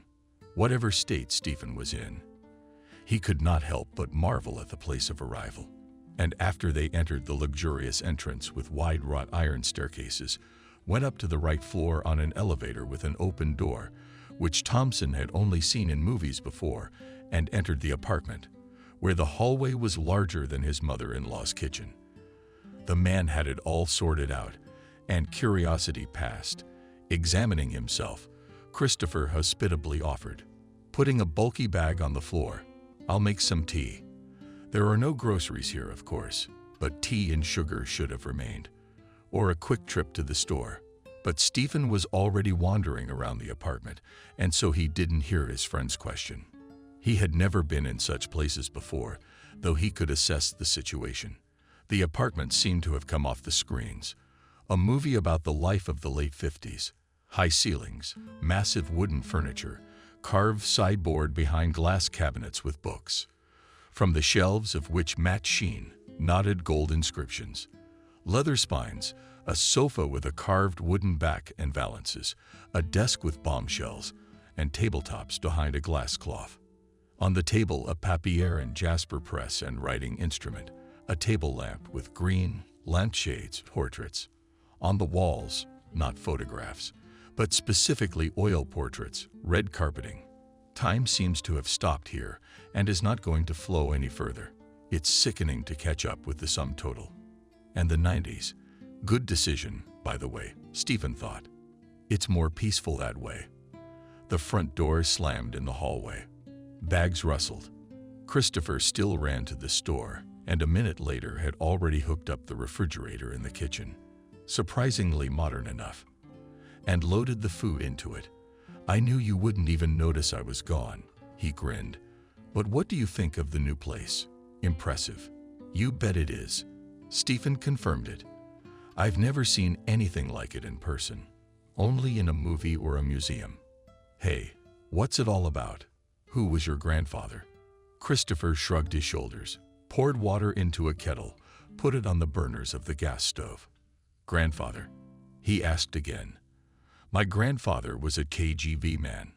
Well, that is, first as a Chekist, then as a military intelligence officer, and then he had a good rank in the KGB. He was old, My grandfather is the same age as my grandfather. He didn't live to be 100, and he didn't leave the service until the last moment. Only just before the putsch he agreed to retire. He was bored sitting at home alone. His grandmother died early. She wasn't 60 yet. He loved her dearly. He didn't marry a second time, though there were those who wanted to, believe me. But he didn't. The department provided him with a housekeeper. He had someone to look after the apartment, but it was a forced measure, you know. But he wouldn't have tolerated any other woman but his grandmother. I spent almost all my childhood here, Christopher continued, picking up the table. My parents were always traveling, on expeditions. They were archaeologists. I had all kinds of ancient burials to dig up around the world. They died of some infection unknown to Soviet science. They brought it from Africa. No grandfather's connections, no doctors helped. Well, I was in my 20s then. I knew how to live on my own. And when I was little, I lived here all the time. I know every nook and cranny of the furniture. And now my wife says let's renovate the ice apartment, throw out all the junk, buy new furniture, and move in. Of course, it's more spacious than our one room. And the neighborhood's upscale. Do you believe me? No, I can't. For her, it's a piece of junk. For me, it's half my life. I remember my grandfather working at this table, on this couch, reading me a book before bed, how I did my homework, about the secrets in the living room, how I learned to cook on this stove. And it's all these memories to throw away too. But you said you were going to take everything apart and turn it in, didn't you? Stephen asked, perplexed. I decided to put the kettle on the table solemnly, said Christopher. I will take apart two things, put aside what is valuable and memorable for me, and the rest is sold off to understanding people for furniture. Their paintings, these books have connoisseurs. So far I've recognized. And the furniture is good. And then you'll get a crew in here. Let them do the repairs and furnishings themselves, without me. And let her look for tenants and decide everything with them. Let this apartment become different, alien, faceless. But I won't see it, you understand, because I won't be able to look at it. I understand, nodded Stephen, and began to tell his friend about his parents' house in the village, about how he tried to save it to the last, how reverent and respectful Evelyn had been of that wish, and how he still blamed himself for selling the house, as if he had betrayed his childhood, his family. Christopher understood and sympathized with him. Stephen spoke and felt that he was getting better, that the pain was going away and the tension of the last few days was subsiding. Despair and images from the funeral became paler, as if dissolved in front of vivid childhood memories. We ate dinner, drank tea, and switched to cognac. Hell, I'll drink with you, decisively said Christopher, arranging the shot glasses. I'll call a cab, if anything. And in the extreme, and here I will fall down, Poddy, do not kick out. He mockingly looked at his friend. Only if he promises not to sing loudly. Stephen answered in the same tone. I've hated snoring since I was a kid. Too bad. You wouldn't be surprised with my grandfather, grinned Christopher. He was wheezing. The walls shook. He was a good man, actually. I miss him. Although, you know, I think he died just in time. He probably wouldn't have liked the modern way of life as KGB, Stephen suggested. He didn't like it, confirmed his buddy. But that wasn't the point. It's just that Granddad had started to go a bit head over heels in recent years. Remember, at one time there was a wave of revelations of KGB and Cheka workers. They brought up some documents, supposedly deeply classified. They published memoirs of dissidents, repressed people, all sorts of horrors. They wrote about particularly brutal interrogations and atrocities of the staff. Do you remember? It still comes up sometimes. Thompson nodded. But Christopher agreed. Grandfather heard about it.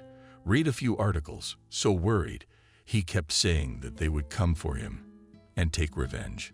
Maybe he was worried for a reason. I'm sure it wasn't for nothing. You must have read what went on in those departments in the 1930s and 40s. I'm sure he had his share of sins. I calmed him down as best I could, but he was more and more afraid every day. My grandfather was afraid. I couldn't imagine such a thing in my life. And after a while, suddenly he got so angry and belligerent. He was still afraid, but he'd tell him to come. I'm no stranger to the world. I've prepared a surprise for them. Let's see who's going to send who to the other side. I tortured him. I tortured him about what he was talking about. But you didn't. What can I do against an old scout? He was getting worse every month. The apartment was a mess. A mess. He slept on the sofa in the study, often in his clothes. He never went into the bedroom, even kept the windows shut. He only left the house to get the newspapers, tracked him. So if they wrote that about him with a newspaper in his hand, he died. I've looked through it all. There was nothing about the Cheka or the KGB in it at all.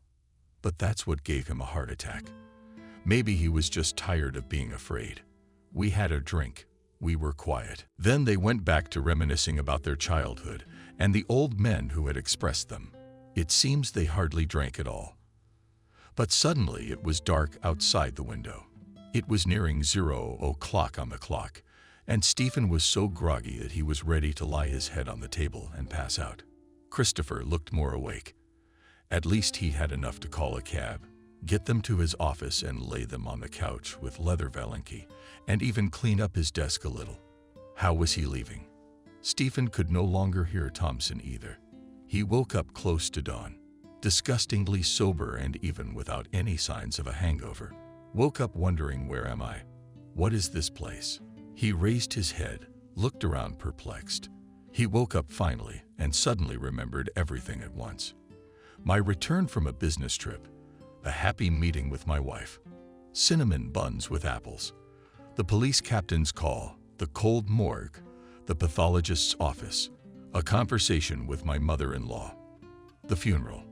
The events of the last few days arose in his mind at the same time the boy almost suffocated at their arrival. For a while he sat on the couch, frantically gulping air with his mouth. Then he bent in half and vomited right onto the red carpet. But no sooner had he moved in, he'd already made a mess of the apartment.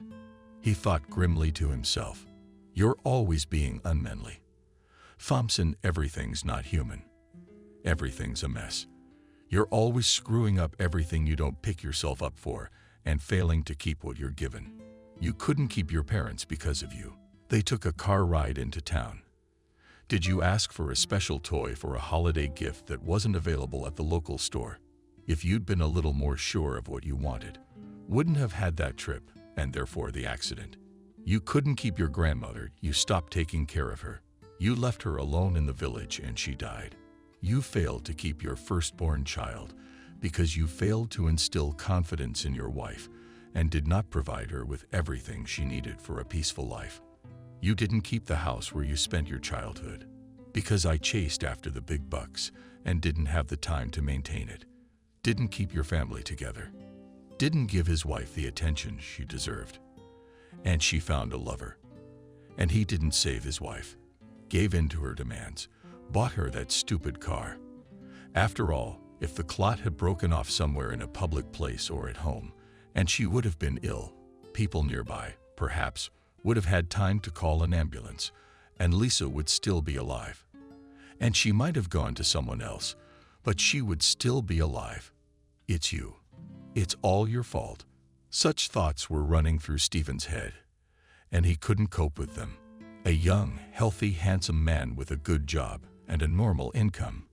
He sat on the sofa in someone else's apartment and thought about the fact that his life seemed to be over. He had nothing left dear to his heart. Not a single loved one, not even a corner of his own. And he had only himself to blame. All his life he had done nothing but make mistake after mistake, even though all he wanted was to have a family and be happy in it. Was that too much to ask? If someone had been around at that moment, they would have explained to him that it was not his fault. The death of his parents was nothing more than a tragic accident. His grandmother's death would not have depended on his presence and constant care. Evelyn was already at a very advanced age. In addition, she felt that she had completed the main task in her life, raising her grandson. There was simply nothing else in the world for her. Marriage to Lisa. And it was doomed from the start. She did not put her husband in a penny, considered herself much higher than him, and agreed to his proposal only because she was panic-stricken of being alone. All her friends had already gotten married, and no one had asked her. It was a shame. Meanwhile, Mom was getting old, and one day she would be gone. And Lisa had no one else. So let there be someone. She never really loved her husband, nor did she respect him. That's why she didn't tell him about the first child. She had a lover and took fertility treatments at Stephen for money. To marry this lover, already being healthy, and guaranteed to give birth to his children, and not to swap a chump for a chump. Thompson could explain all of this. I mean Christopher, or maybe Stephen would have thought of it himself. Just a few years later, after his emotions had subsided, his mind had become clear, and he had accumulated a little life experience and wisdom. And having realized all this, he would be able to finally calm down and meet a woman with similar goals and create, finally, the very family strong and loving, which he has always dreamed of. After all, such families only arise when a person has peace, clarity, and strength inside, rather than all-consuming guilt and fear. One more time to be wrong could be, but that was the only time Stephen didn't have. Giving in to hysterics, he rolled around on the sofa, pounded his fists on its back, sobbed, shouted something, pounded his head against the wall. What am I supposed to do now? What am I supposed to do now? Are you in favor of Pilon? Once again, I typed my forehead into the wallpaper above the couch. I missed a little, caught my head on the corner of the portrait frame hanging over the headboard. The portrait swayed from the impact and suddenly snapped off its mount and plummeted down flat onto the leather seat, then slid to the floor. So much for another destruction, Stephen thought habitually, and froze, looking closely at the wall. In the light twilight, a small opening was clearly visible in it. The niche was uncovered, no door. Thompson crawled closer on his knees and cautiously peered inside. With a trembling hand, he took out a heavy and brightly colored bundle from the cache he had discovered, laid it on his knees, unfolded it, and stood still, scrutinizing the find. The black old revolver was nodding against the oily quiver with a match sheen. What a surprise grandfather had in store for possible enemies. It flashed through the man's mind. That was why he slept in the study, so that the gun would always be at hand. Stop. If that's the case, it must be a working man.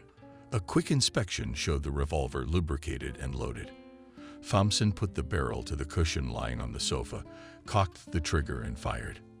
For a while he looked at the bullet hole and the bullet itself, which had passed through the fluff and lodged in the couch. Great, he thought. That answers the question of what to do now. Stephen had always gotten at most a C in shooting in his elementary military training classes at school. But now, thank God, he didn't have to aim. Thompson made himself comfortable on the shot pillow, cocked the trigger, put the muzzle of the revolver in his mouth, and fired.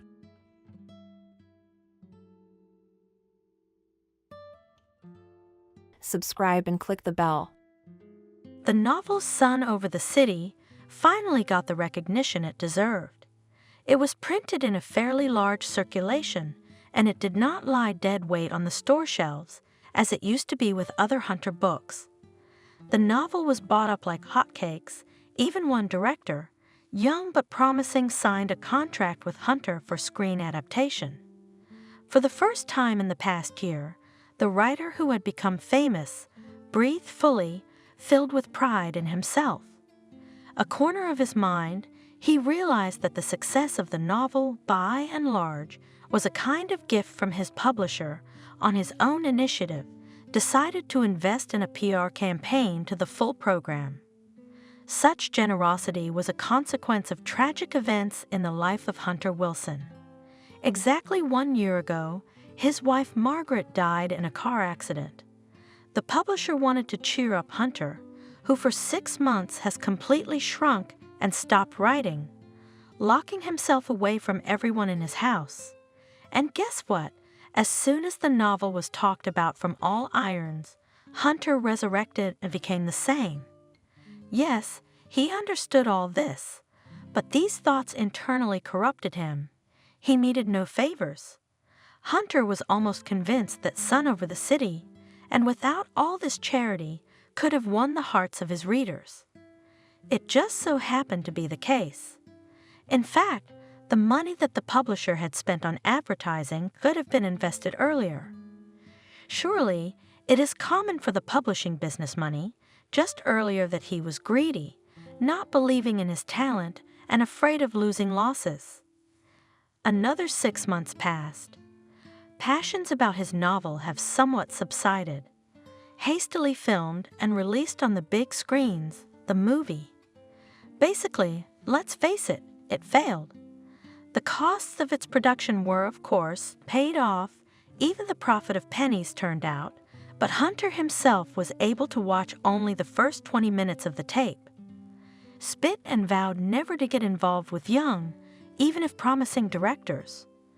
Publisher hustled on the wave of fading success needed at all costs. A new novel, even average now, could be well sold. Hunter began to break, at first by hints, then persuasion, and finally, demands that was quite logical, based on the clauses of the contract signed with the publisher in the next 5 years to give out on the mountain at least a novel a year. The advance payment was given to him, and it was just a matter of taking a pen and paper and sitting down at his desk. Hunter couldn't type on the computer because he didn't have enough speed. His fingers couldn't keep up with the heated thought. At first he wrote on paper and gave 15-20 pages to his secretary, and the case in such a tandem got along quickly. But this time Hunter's thought barely moved, and he didn't want to see anyone near him, so he decided to write electronically. At times, mysticism became a trend. This summer, sales of a thriller with the presence of the otherworldly showed good sales, and the next book the publisher ordered Hunter in this genre. But this is not quite his niche. He could write good detectives. Even fiction turned out quite tolerable. But to pure mysticism, such he never wrote, but in the end, thought Hunter, it is not important what to write about, and it is important as he will write. In his head formed a plot about poltergeist, which pursued one unfortunate family wherever it did not escape from him. At the same time, all those who tried to help this family, uncleanness also began to harass. So in the end, those who wanted to get involved in the affairs of the family, there was no one left at all, and between its members increased strife, nerves, resources were exhausted so much that it was time to go begging. But somehow one day, no, one beautiful night, and Hunter couldn't think of anything else. The finale should be grandiose, unpredictable, and partly returning the reader from fantasy to reality. But already the first chapter immediately went wrong. 5 variants of the beginning were mercilessly erased and deleted even from the trash. The publisher began to inquire about the progress of the work twice a week. It was the beginning of July, and summer would slip away along with the current trend. Autograph sessions still had to be arranged. Acquaintances and strangers alike continued to take notes on social media and snip phones. Hunter didn't have time to get his own literary agent to handle these kinds of problems. He began to tire of success. Sensing his impending failure, something had to be done, and he decided to hide from the public eye. With the money accumulated in his work, he bought a house in some wilderness, warned everyone not to dare to touch him, at least in the next 2 months, and left, taking with him only bedding, a laptop, and 3 cases of Irish beer. Arriving at the place where he was met by the real estate agent who had handled the deal from start to finish, Hunter couldn't believe his eyes. It was that rare occasion when everything looked much better in real life than it did in the photos. The house was beautiful. A road surrounded by coniferous forest led to it from the town, tightly adjoining the steep shore of a huge lake. The shore had no guardrails, and the agent warned that in especially rainy weather, drive carefully because you could slip and fly 15 meters down, right onto the rocks. Not far from Hunter's new home, there was another structure that no one had warned him about before. I'm going to have neighbors? He wondered, staring at the agent in bewilderment. They are almost never here, he reassured him. They're going to sell the house too. So I assure you, no one will bother you in the next 6 months. They're having problems with the documents. So far, so and so. Are they here now? I didn't see any while I was shopping for you, so I didn't bother you about it. Anyway, it's the quietest place you can find in the area, considering the convenience and beauty of the scenery. It's only 20 kilometers to the city. In good weather, in an hour you can turn back and forth if you need something. Tourists have taken a liking to the opposite shores. There are no available sites for them here. I bought you groceries for a week, as you asked. Everything on the list. Something in the refrigerator, something in the basement. I'll show you around. Okay, thank you. And this place, let me point out, continued to persuade Hunter agent, is chosen with a perspective just for you. One day you'll be able to buy the neighboring plot, and then there won't be a single obstacle left. You're a famous writer, aren't you? Have you made inquiries yet? Well, you should know your clients by sight. I read your sunshine over the city in a heartbeat. For professional reasons, no offense, Hunter, just out of interest. And how did you like the novel? Objectively. Objective? What's that supposed to mean? Very subtly captured all the details of city life, how the inhabitant of the stone jungle was pulverized, how infantile and suggestible he became, and all this against the background of a detective story. Just brilliant. Wow, Hunter was genuinely impressed. Yes, you'd make an excellent book reviewer. Have you tried blogging? Oh, come on, it's from the heart. Real estate feeds me. Reading is just a hobby. Let's go inside, shall we? Come on, let's go. After talking all the details over with the agent, Hunter was finally rid of his endless pleasantries and left alone in the house.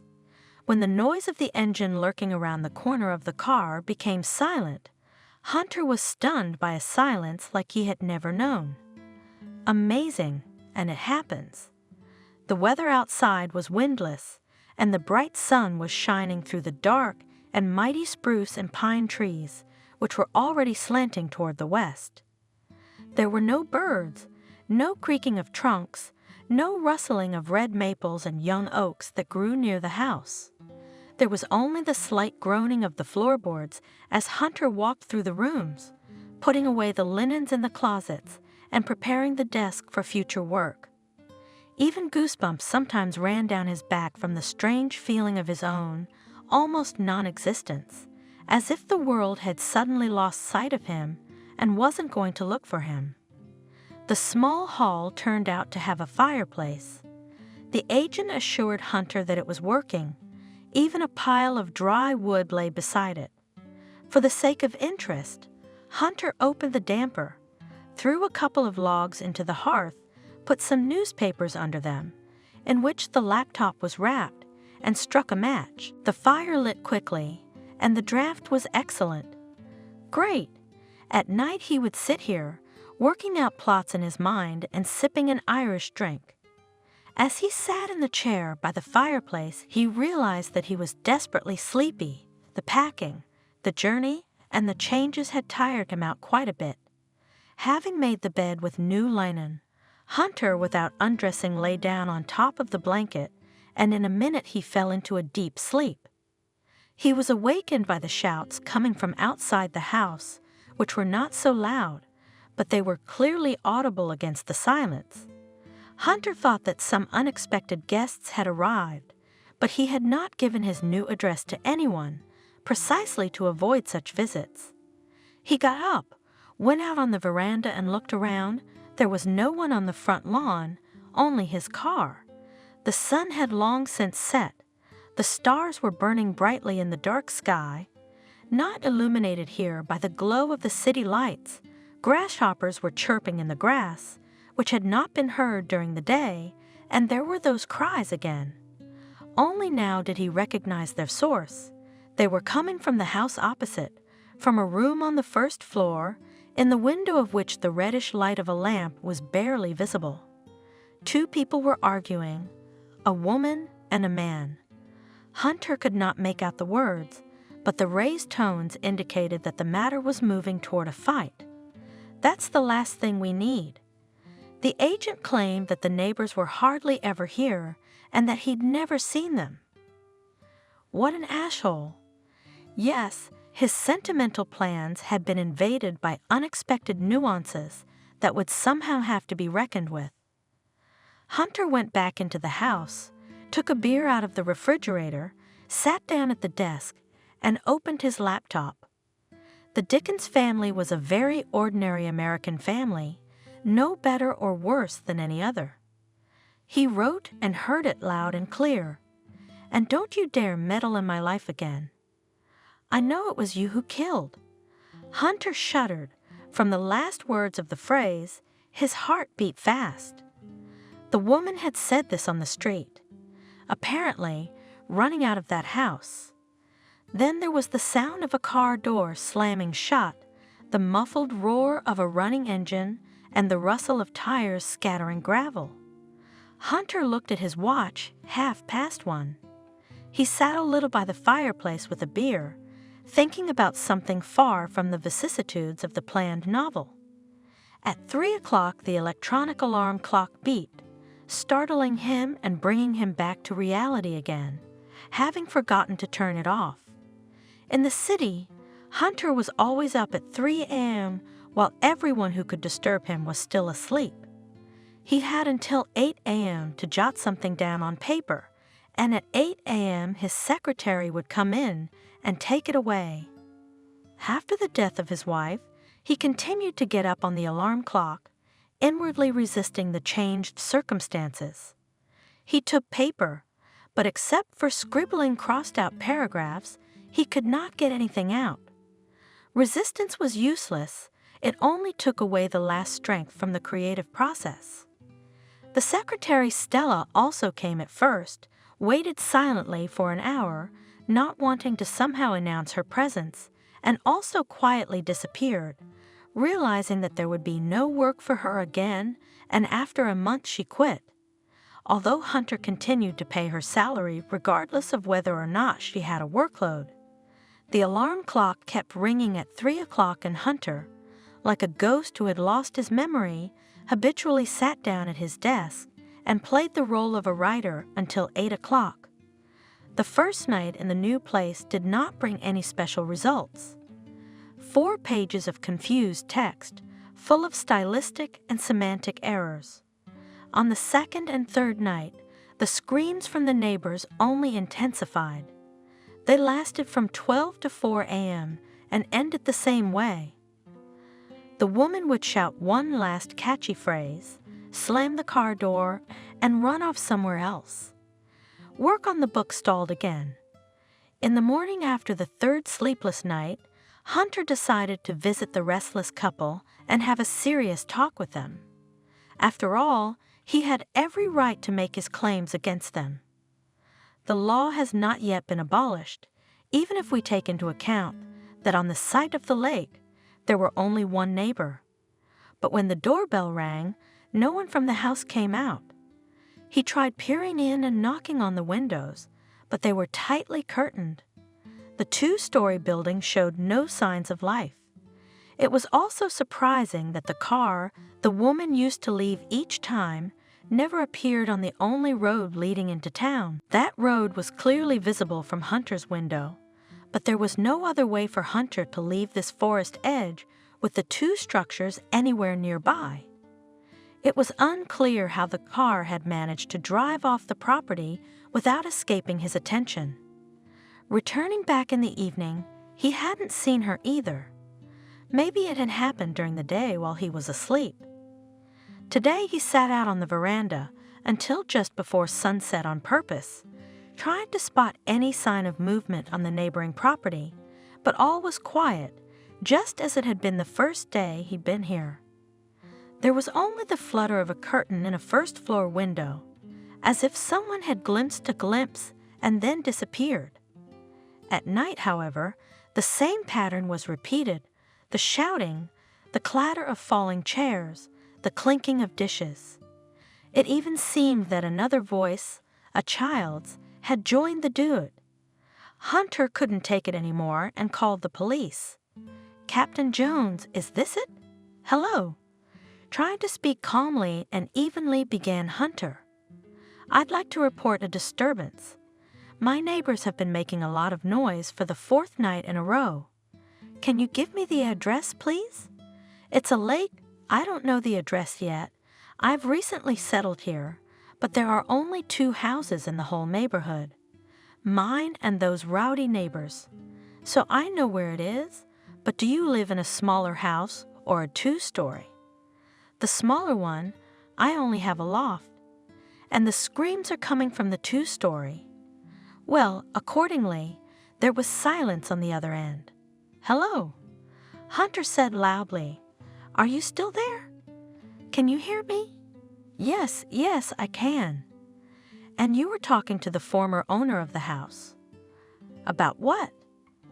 Hunter was a little surprised at the question about anything. "Did he tell you anything about the house? The agent handled the purchase. I only talked to him. And what does that matter?" "I see." Sighing, Captain Jones said, "Understand what?" Hunter was already starting to get annoyed by the strange logic of the conversation. "Are you sure?" In the same vein, continued the captain, "That is not some tourists." "What tourists? This is a private area. There are no tourists here. A woman is arguing with a man, and today I also heard a child's voice. The light is on in the window of the 1st floor. Why would a tourist go into someone's house and yell at the whole neighborhood?" That's right. The captain agreed. "Okay, we'll figure it out. So you're coming? How are you going to deal with it? Because the neighbors are not there during the day. Right now, we have all the cars involved. There's a little trouble in town. An interception plan has been announced, but don't worry, as soon as we get a chance, we'll take action. And I would still advise you to talk to the former owner of the house." Hunter disconnected the connection and threw the cell phone on the table without even saying goodbye. Some strange captain, after thinking for a while, dialed the agent's number. "Hunter, what's wrong?" The voice in the receiver sounded sleepy and slightly scared. Hunter looked at the clock. It was 2 o'clock in the morning. Dan completely forgot what time it was now. "Daniel, sorry to wake you up in the middle of the night. I just have one question for you." "Yes. Did you ever speak to the previous owner of this house?" Agent Daniel, he thought about it for a while. "No, his kids handled the deed. Is there something wrong with the paperwork?" "No, there's just a hell of a thing going on with these neighbors. You said they wouldn't bother me, but they're fighting every night, and I can't wait to get back to town." "Oh, I'm sorry, Hunter. I've never even seen them, and from what I could tell, it looked like it was supposed to be quiet. Believe me, I in no way meant to mislead you." "Why are you asking about the previous owner?" "No reason. The police told me to talk to him." "The police? But that's hardly possible, and they should know better." "Why not?" "You see, Hunter, the previous owner is in a somewhat inadequate state at the moment, in an asylum. A year now, that's why the kids did the deal. It doesn't get any easier by the hour." Hunter said in a low voice, "Okay, sorry again for waking you up. Good night. It's nothing, Hunter, it's my job, and you call me if you need anything, at any time as it suits you. I'll try to find out more about the neighbors." At 4 a.m. as it should be, the car engine roared and the neighbor's ghostly car on an incomprehensible route swept away. This time the woman shouted, "It will come back to you. Mark my words, it will." Hunter typed this on the laptop screen in large letters. He grinned in a sort of unnatural smile and left for the bedroom. The next night, Hunter, having managed to write 5 more pages of text, closed the laptop and looked at the clock 10 minutes past 1. He took the last bottle of beer out of the fridge and sat down by the fireplace, waiting for a new show in the neighbor's house.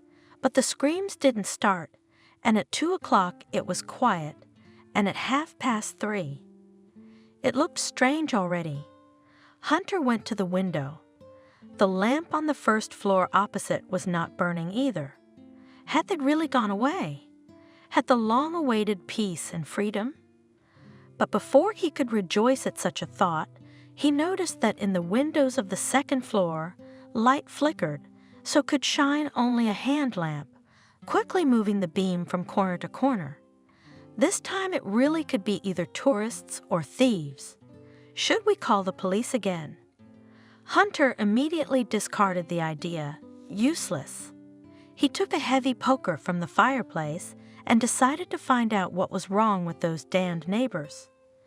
Normally such boldness was not Hunter's usual characteristic, but this time something made him risk it, something he couldn't explain to himself. The door to the neighbor's house was slightly ajar, and Hunter stepped cautiously inside, lighting the way with his cell phone flashlight. The first-floor living room was almost empty, just a table, a huge antique mirror, a leather couch, and 3 chairs. It was all covered with a transparent tall cloth. It didn't look like anyone lived here permanently at all. But maybe the owners had disappeared today because they'd finished moving in, taking all their belongings with them. There was clearly someone walking around on the second floor, the lights still flickering randomly from side to side. Hunter walked up the narrow curving staircase to the left and turned off the flashlight on his phone. The source of the light that had attracted him was in one of the bedrooms. Hunter's heart beat faster and louder. He felt the blood rush to his face, his right hand gripping the handle of the poker to the point of pain. He entered the hallowed room and saw a man from the back, bent over and looking at something on the bed. "Hey!" Hunter's voice sounded so loud that he was startled by it himself. The man straightened up sharply and turned around, blinding Hunter with the beam of the flashlight. "What the hell?" he shouted. "Who are you? Who are you?" Covering his eyes with his palm, Hunter asked, "What do you want in someone else's house?" "Police Officer Clark." He introduced himself. "Are you the owner? Drop what's in your hand."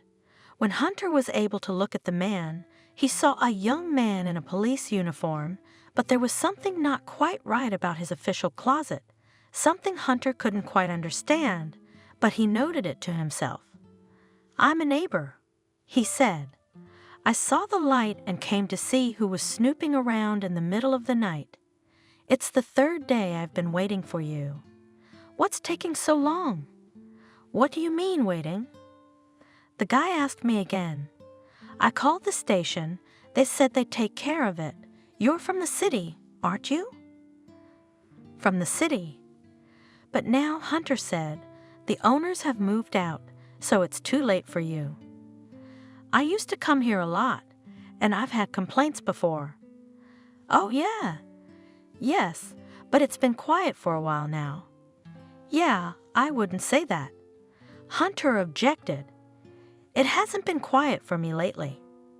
"Let's go outside, shall we?" "Let's go outside." They went out on the veranda, and it was already in full bloom outside. The police car in which the officer had come was parked at the far corner of the house. On the way here, Hunter hadn't even noticed it.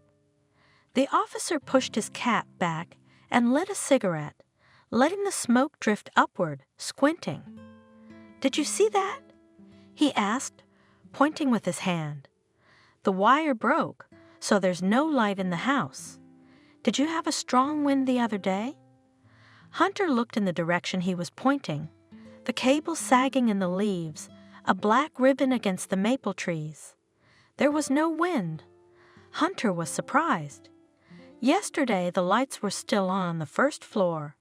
You'd better call an electrician, or you're going to get a short circuit, and if there's a fire, it could get you. And Officer Clark gave Hunter a hard look. "All right, I will. Thank you for coming. As they say, always on the lookout." The officer joked, carefully put out his cigarette butt with his shoe, and got into the car. "Have a good day. What's your name?" "Hunter." "Have a good day, Hunter." The older model Ford turned around and pulled onto the road. Hunter followed it with his eyes and only at the last moment noticed that on the side of the car in white letters on a blue stripe, it was written not police, but just service. Didn't have time to change it or what? He thought. He grinned to himself and went into the house. That night Hunter dreamed that he was running along a deserted night highway, feeling that his wife was in some kind of trouble, and the faster he ran, the more and more anxiety squeezed his racing heart. He no longer merely felt, but almost knew that it was so, that his wife was in danger. The road became progressively hotter until his bare feet began to sink into the loose asphalt, slowing his movements. Finally, he saw the raging flames of the fire ahead and heard Margaret screaming. She was crying for help and saying, "It will come back to you. Mark my words, it will." Hunter was almost already stuck in one place, unable to move, and there were only 10 meters to the burning car, inside which his wife was thrashing around. He stretched helplessly his hands and tried to say something in response, but his tongue did not obey him, and in front of the car, the secretary Stella and his wife's friend Melissa, with whom Hunter had had a short affair before the wedding, were running around.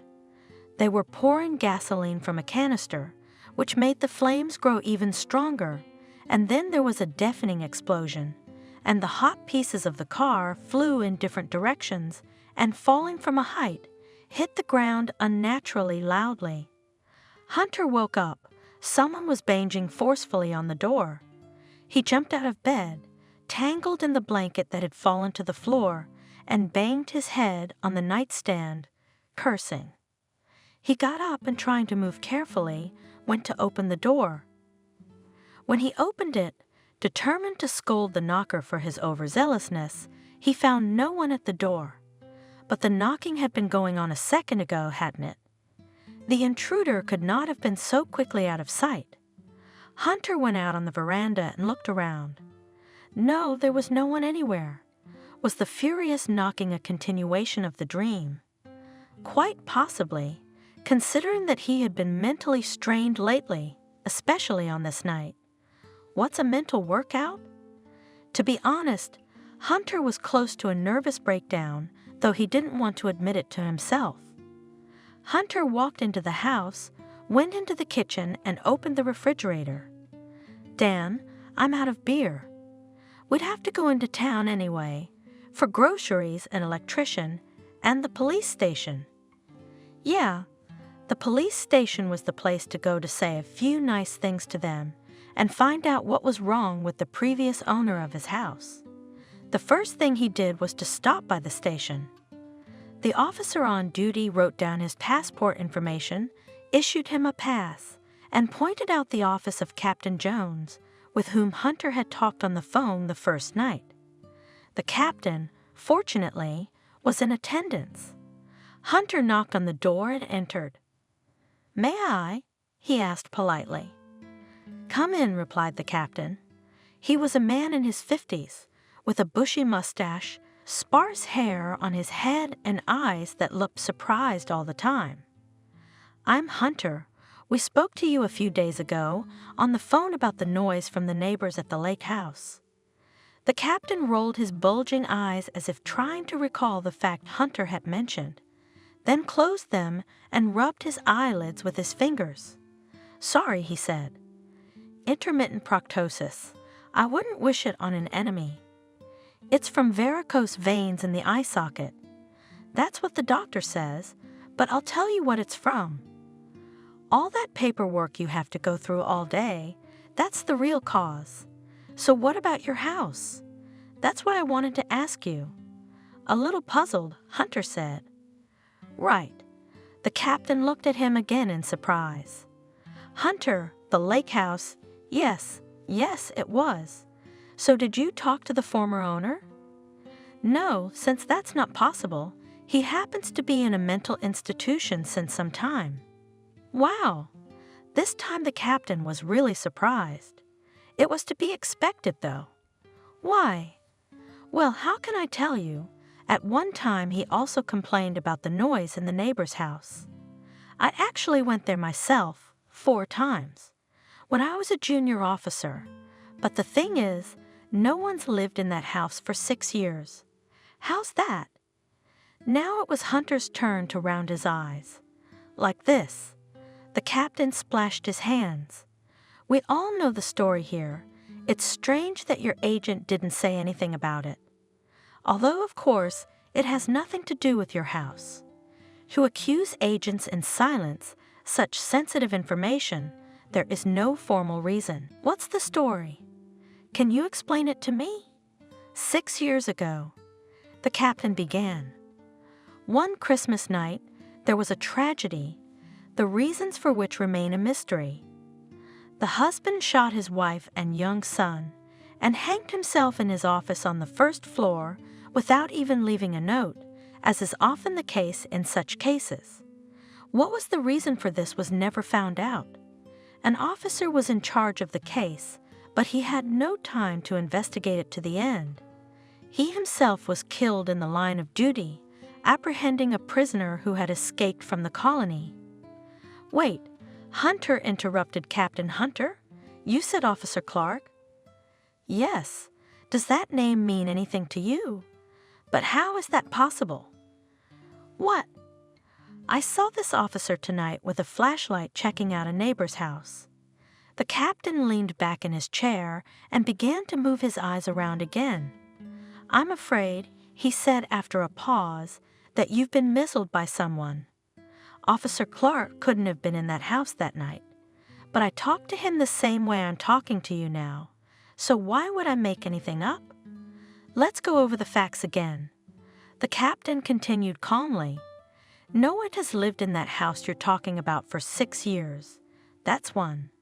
And Officer Clark hasn't been able to talk to anyone in the last 4 years because the dead can't talk to the living. That's 2. As far as I can see, these facts are irrefutable, and it makes no common sense to dispute them. So Hunter continued, I'm either crazy or someone is trying to play games with me? You said it yourself. With an upward pointing finger, the captain summarized.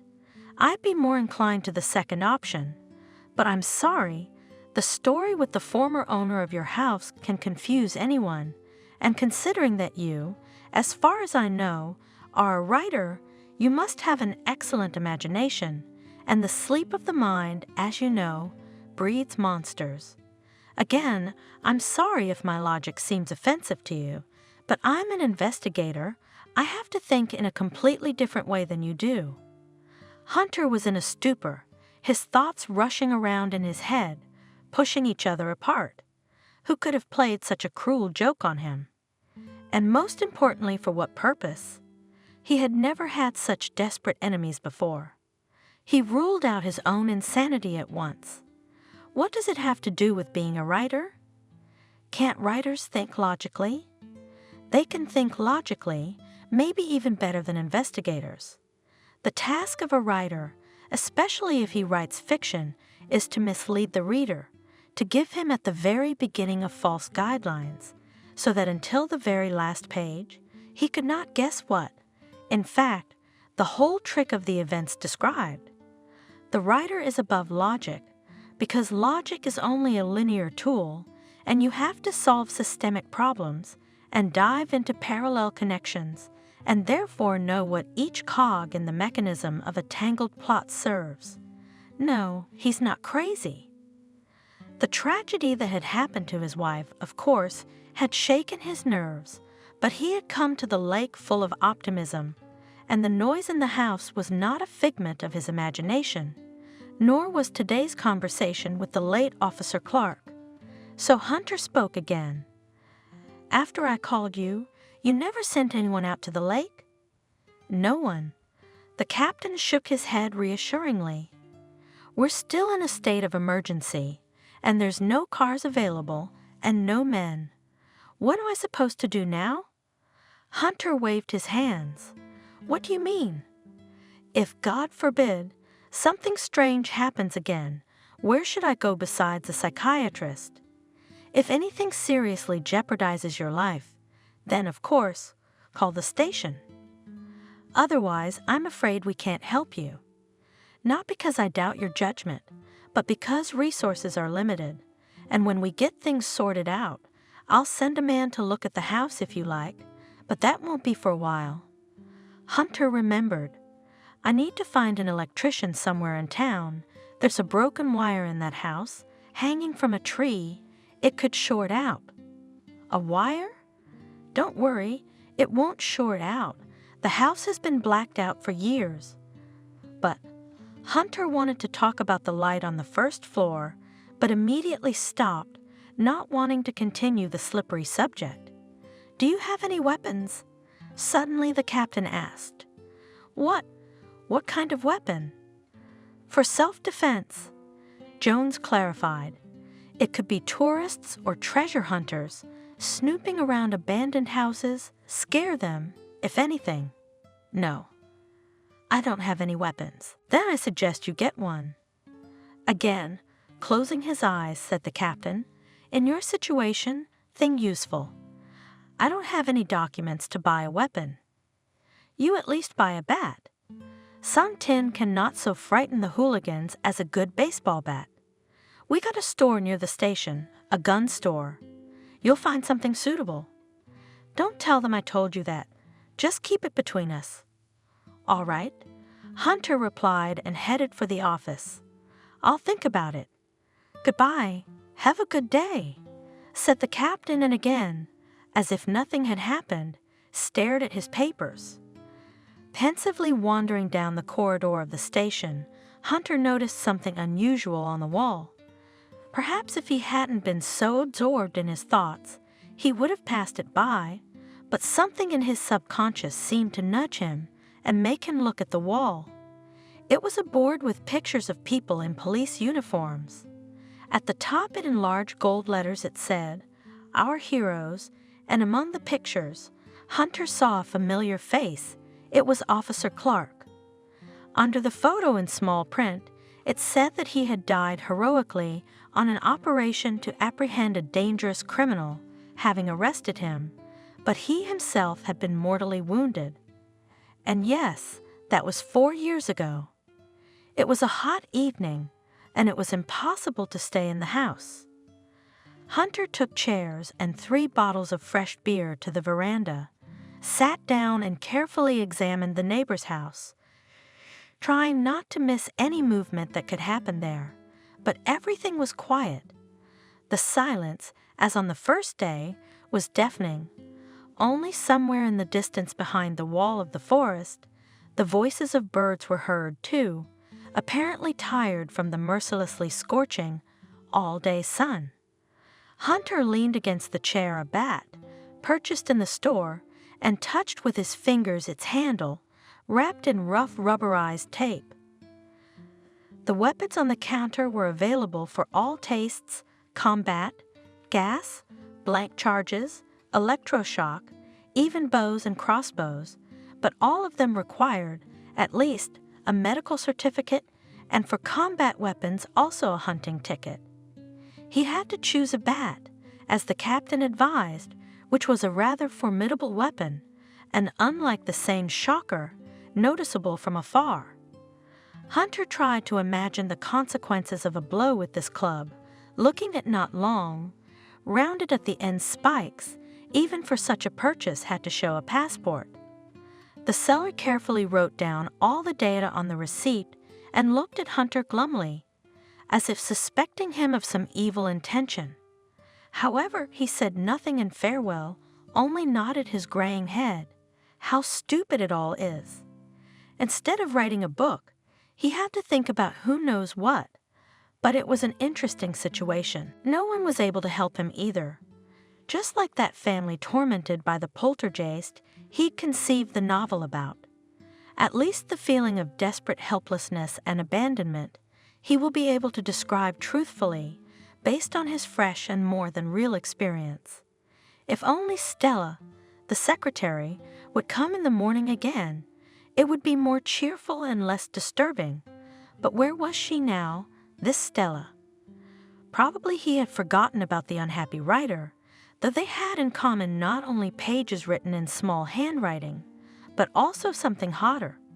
However, I did not want to remember about it, because at the death of his wife, this hot very quickly cooled down then.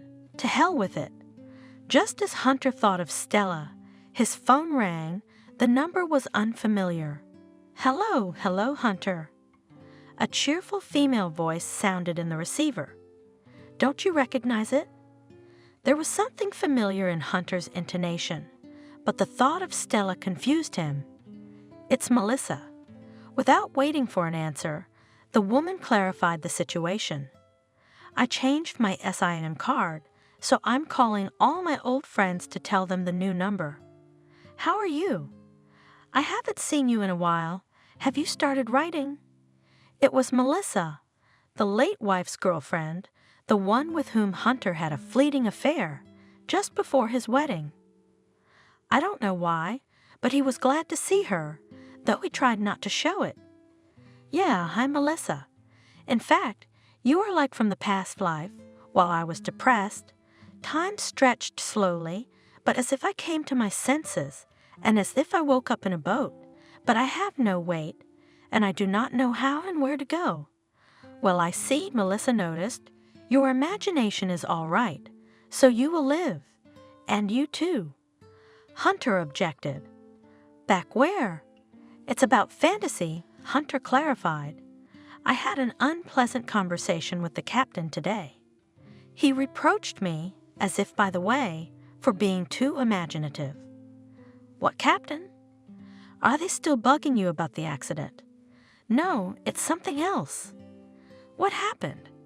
Where the hell are you right now? I can hear the desperation in your voice now."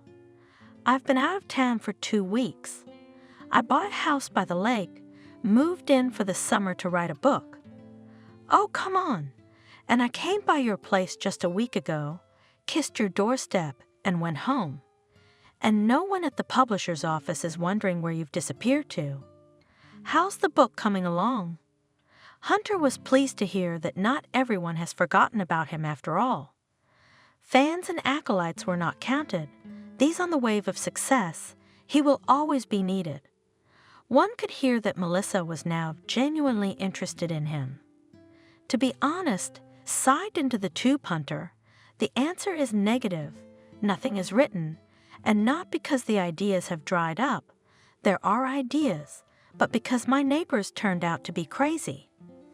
Yes, and also existing, as the captain hinted, only in my imagination. You've had it rough, Hunter. What bad luck is and how to deal with it. Listen, of course, I will not impose my society on you, but just by the way, in the city, it is so stuffy here. I was going just somewhere away from the asphalt to hide. I haven't figured out any special escape routes for myself. Maybe.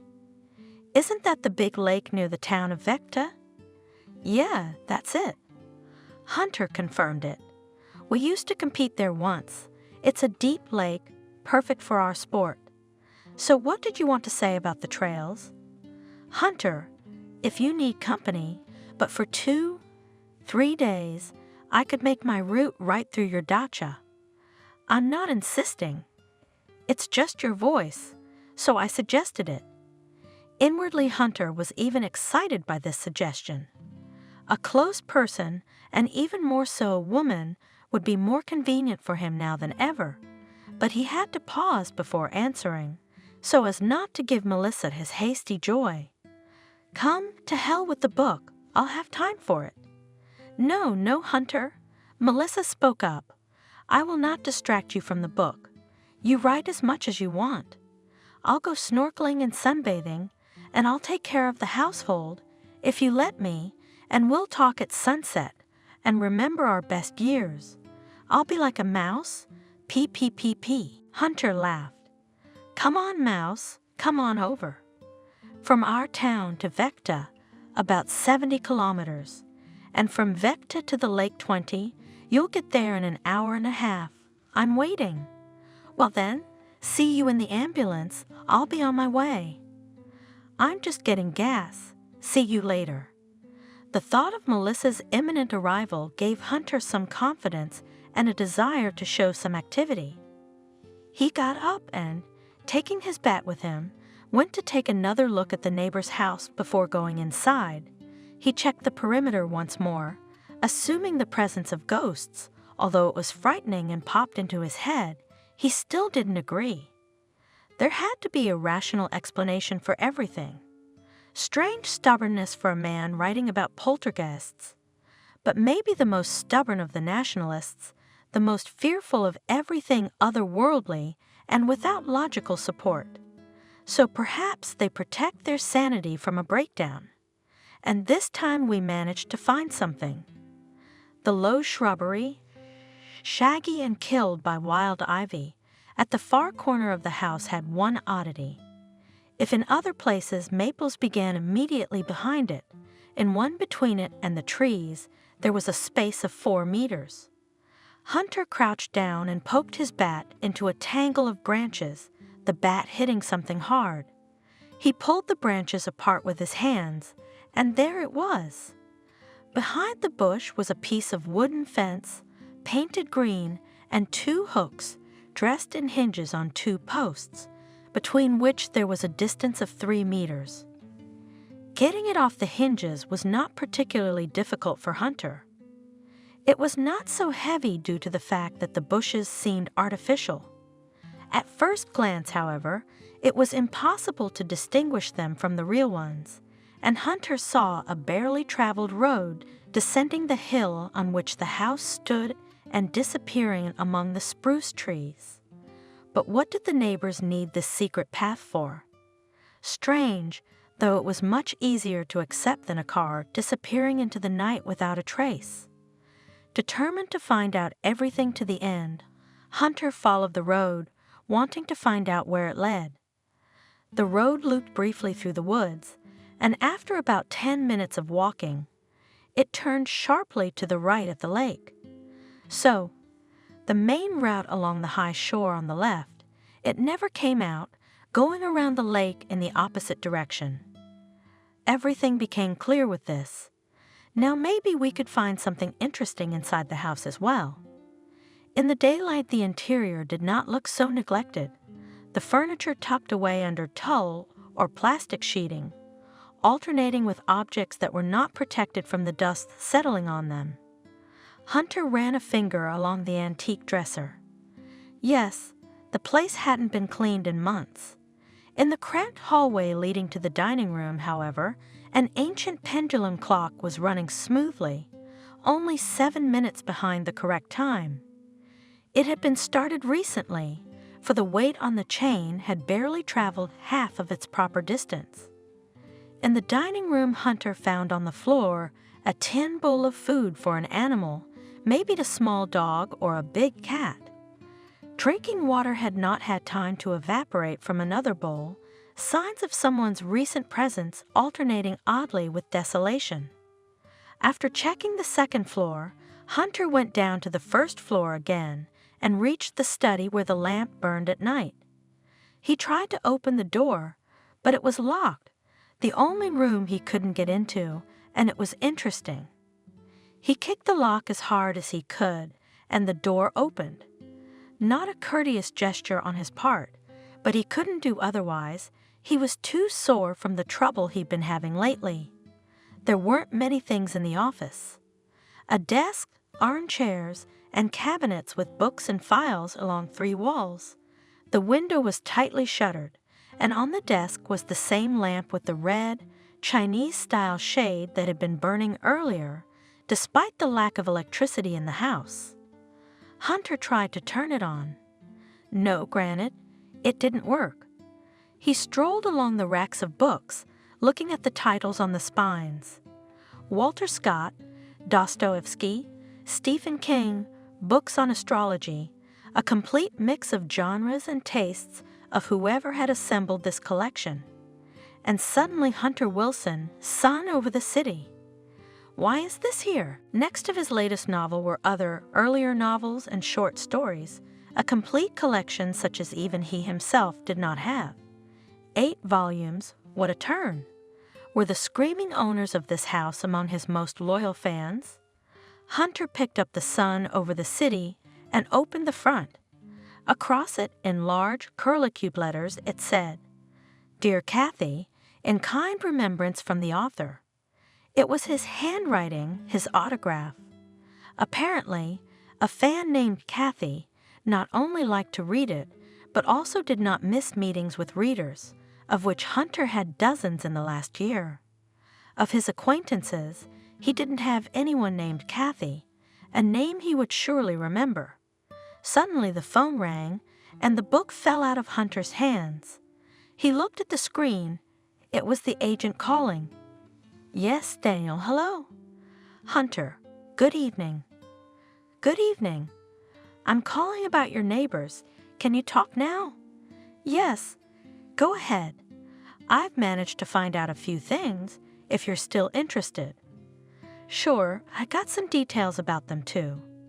"Yes, what kind of details?" "Turns out they were fans of mine. At least one of them was.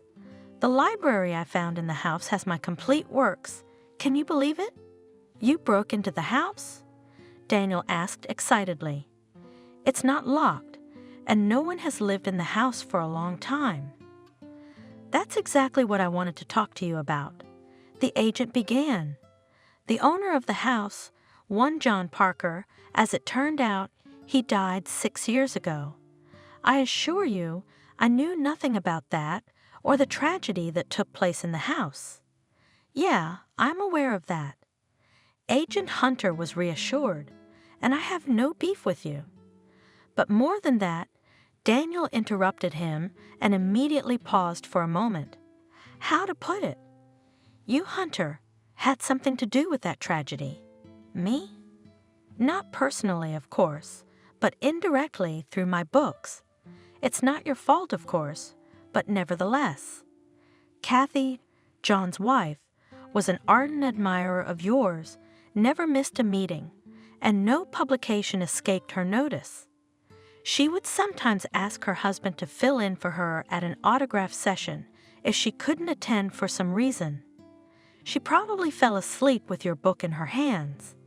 In general, her husband began to suspect that she is looking for with you not only reading contact, but counting on something more." "In what sense?"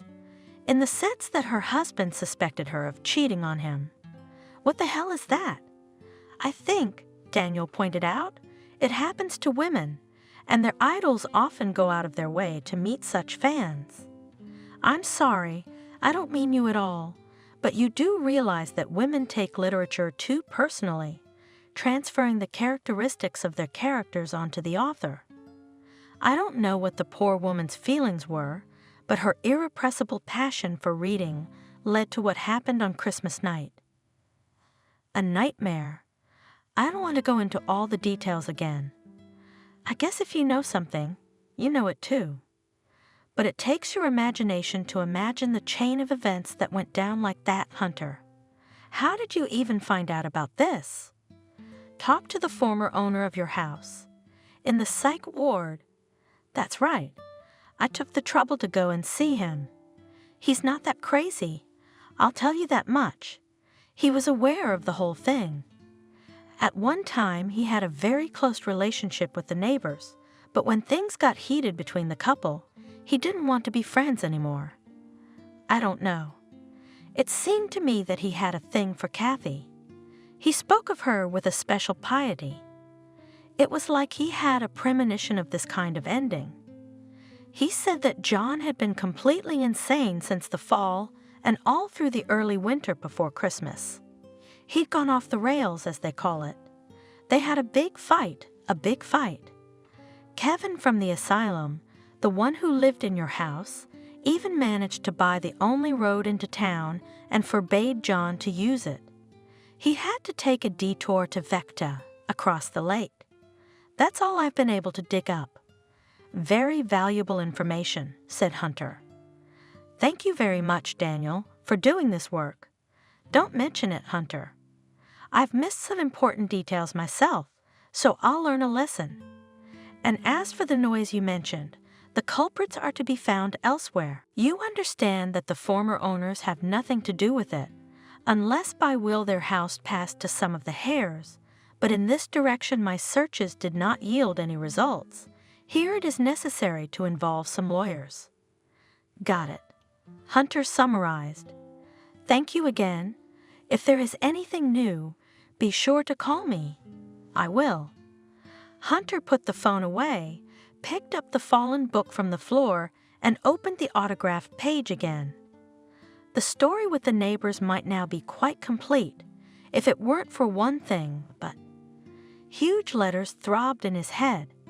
How could he sign Kathy's book this year? If she and her husband had died 6 years ago, who had been faithfully adding to the collection in the abandoned house all those 6 years anyway? And the screams he heard at night were not hallucinations, a man and a woman arguing, and a baby crying. Clarity, by and large, in the whole affair was not added. Dragging the bat along the ground, Hunter walked back to his house, and it was only as he crossed the road that he noticed the light green Nissan nestled behind his Mazda.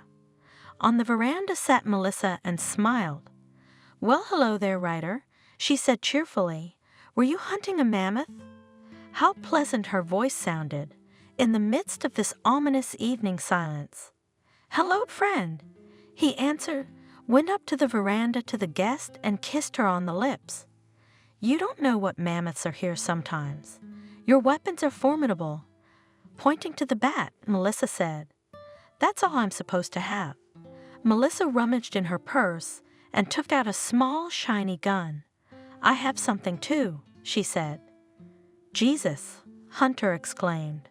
We got a whole gang here now. What do you need a gun for? Did you think I turned into a maniac and hold hostages in the basement? Melissa laughed. No, it's just that your voice on the phone seemed to me a little frightened. And now I see that I did not just think that. It's not a combat one. It's a starter. I brought it with me from one of the competitions. I don't dive now. My breathing is not the same. But sometimes they call me to judge, so it's my weapon of choice. It makes a hell of a lot of noise, scares even a bear away. Too bad you're not competing anymore, said Hunter. I remember when you could hold your breath for 5 minutes. Has your record been broken yet?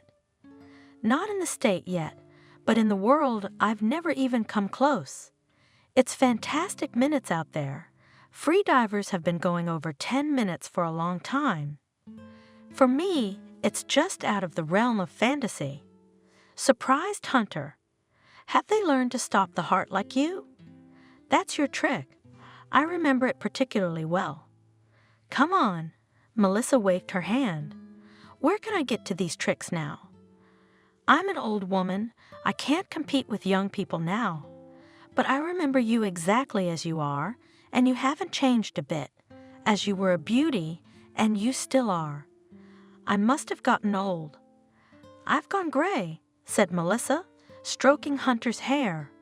So unusual, but gray hair suits you. Somehow you've grown up even. Why isn't your car in the garage? I went in the garage, but I couldn't get the door open. Is it true that there's a maniac at night? It's filled to the ceiling with old stuff. I couldn't get my hands on the car. Let's go inside. You must be hungry. We'll fix you a light supper.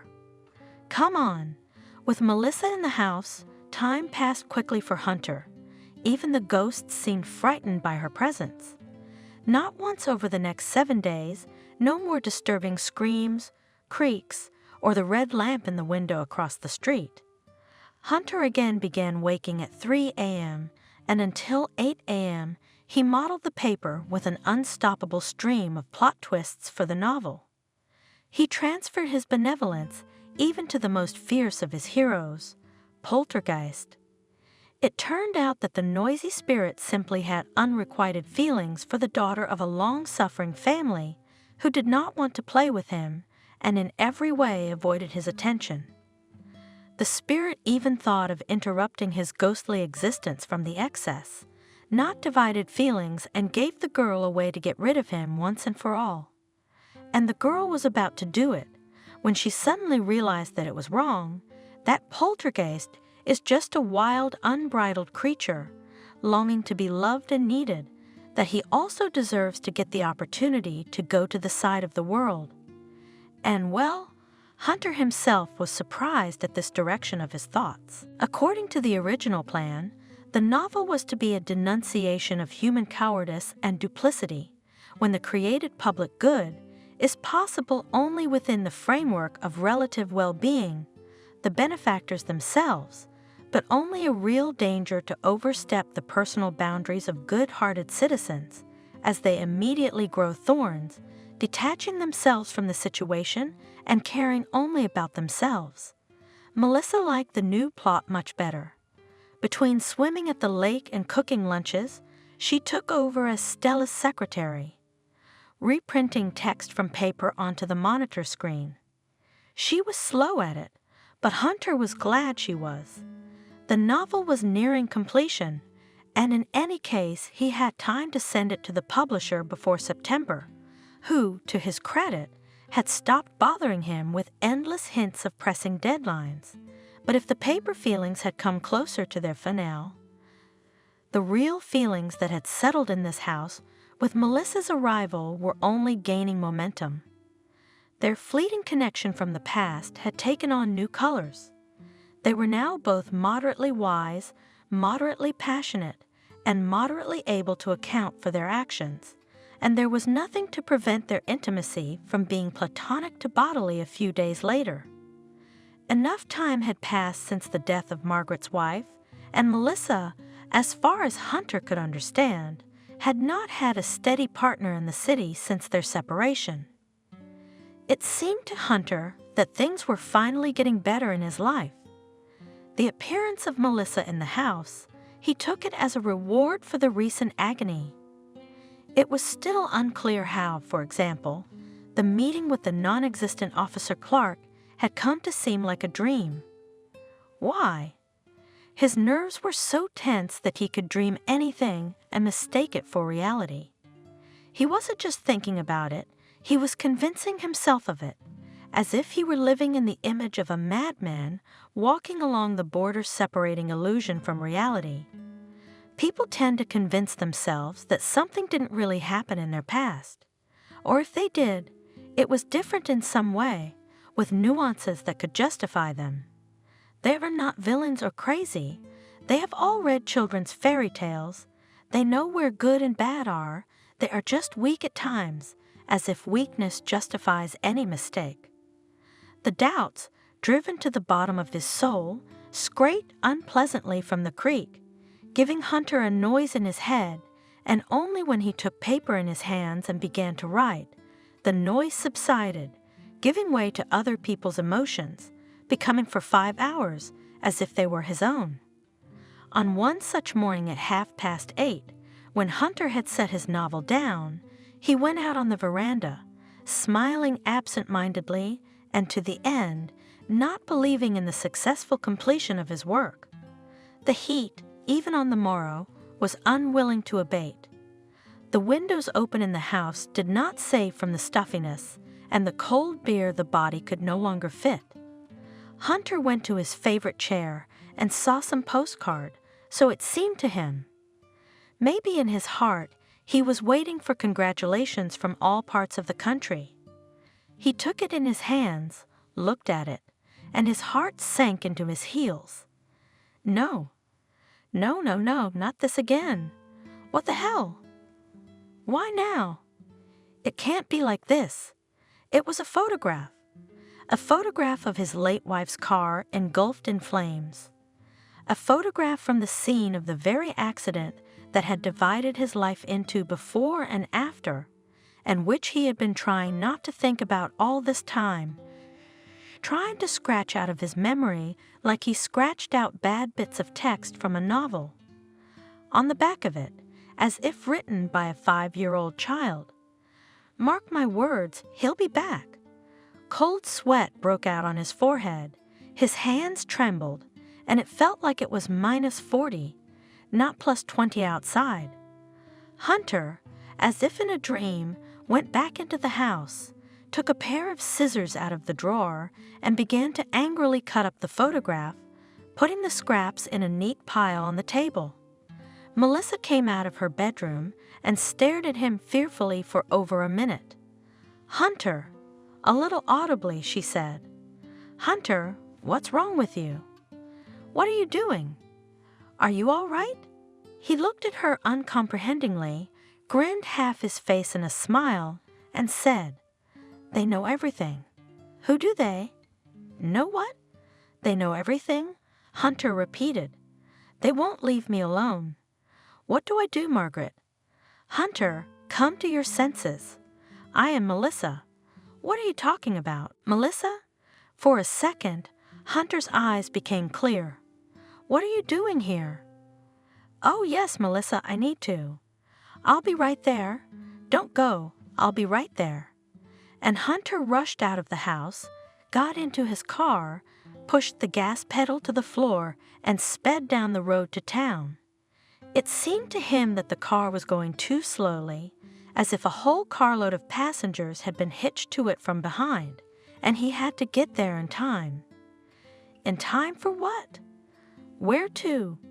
As if someone was calling him, but the name and the place of meeting did not tell him. A wooden sign hung on a chain flashed to the right. A road to the city. Strange. Apparently some joker had ordered it to be installed here. He hadn't noticed it before. He looked in the side mirror and saw the sign again. His thoughts were all jumbled up in his head, all sorts of nonsense that he couldn't handle. No matter how he turned that sign either way, it read like a road to the city, a palindrome. And therefore, there was no road that could lead him to a life-saving goal. The target was approaching and distant at the same time. He hit the brakes as hard as he could. The car skidded to the left, the gravel slamming into the bottom of the car. Stop! When the dust cloud cleared, Hunter saw the lake glistening in the sunlight ahead of him. The front wheels froze in centimeters from the cliff. His whole body shuddered with chills. He was seized with horror. Carefully, matching every movement, Hunter shifted into reverse and pulled back onto the road. Then he turned left, into the woods, where there was a slightly visible rut. He drove another 100 meters and stopped. As he struggled to unbuckle his seatbelt, he jumped out of the car, ran to a tree as if the car was about to explode. He crouched down, hiding behind the trunk, took a breath, and immediately fell into his memories, into the pieces of it that had once been carefully kicked out of his head. In the month before Margaret's tragedy, their relationship had deteriorated to the point where it was hard to imagine how these people had once genuinely loved each other. They had not spoken to each other for many days, and his wife had filed for divorce, unable to bear Stella in their house, nor her husband's completely depraved character. His sunshine over the city could not end. He was furious. Everything irritated him. Hysterics followed hysterics. Poor Stella, who had fallen in love with Hunter, was caught between two fires. On the one hand, Margaret's sizzling jealousy, and on the other, the unbridled passion of Hunter, who did not realize reality. It was as if the house had been booby-trapped and was about to blow up. The house that belonged to Margaret. In case of divorce, Hunter would lose everything. He would become a bum for no one. Not yet favored, neither by his publisher nor by the reading public.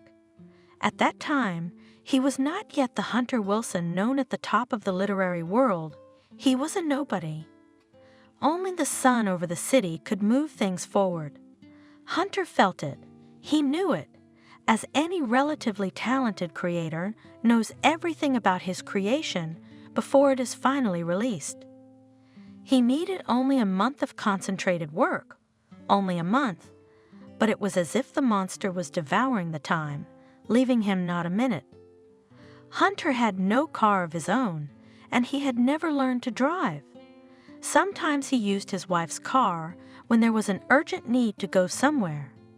That day he was going to the city too, and he didn't even remember now for what purpose. The brakes went bad.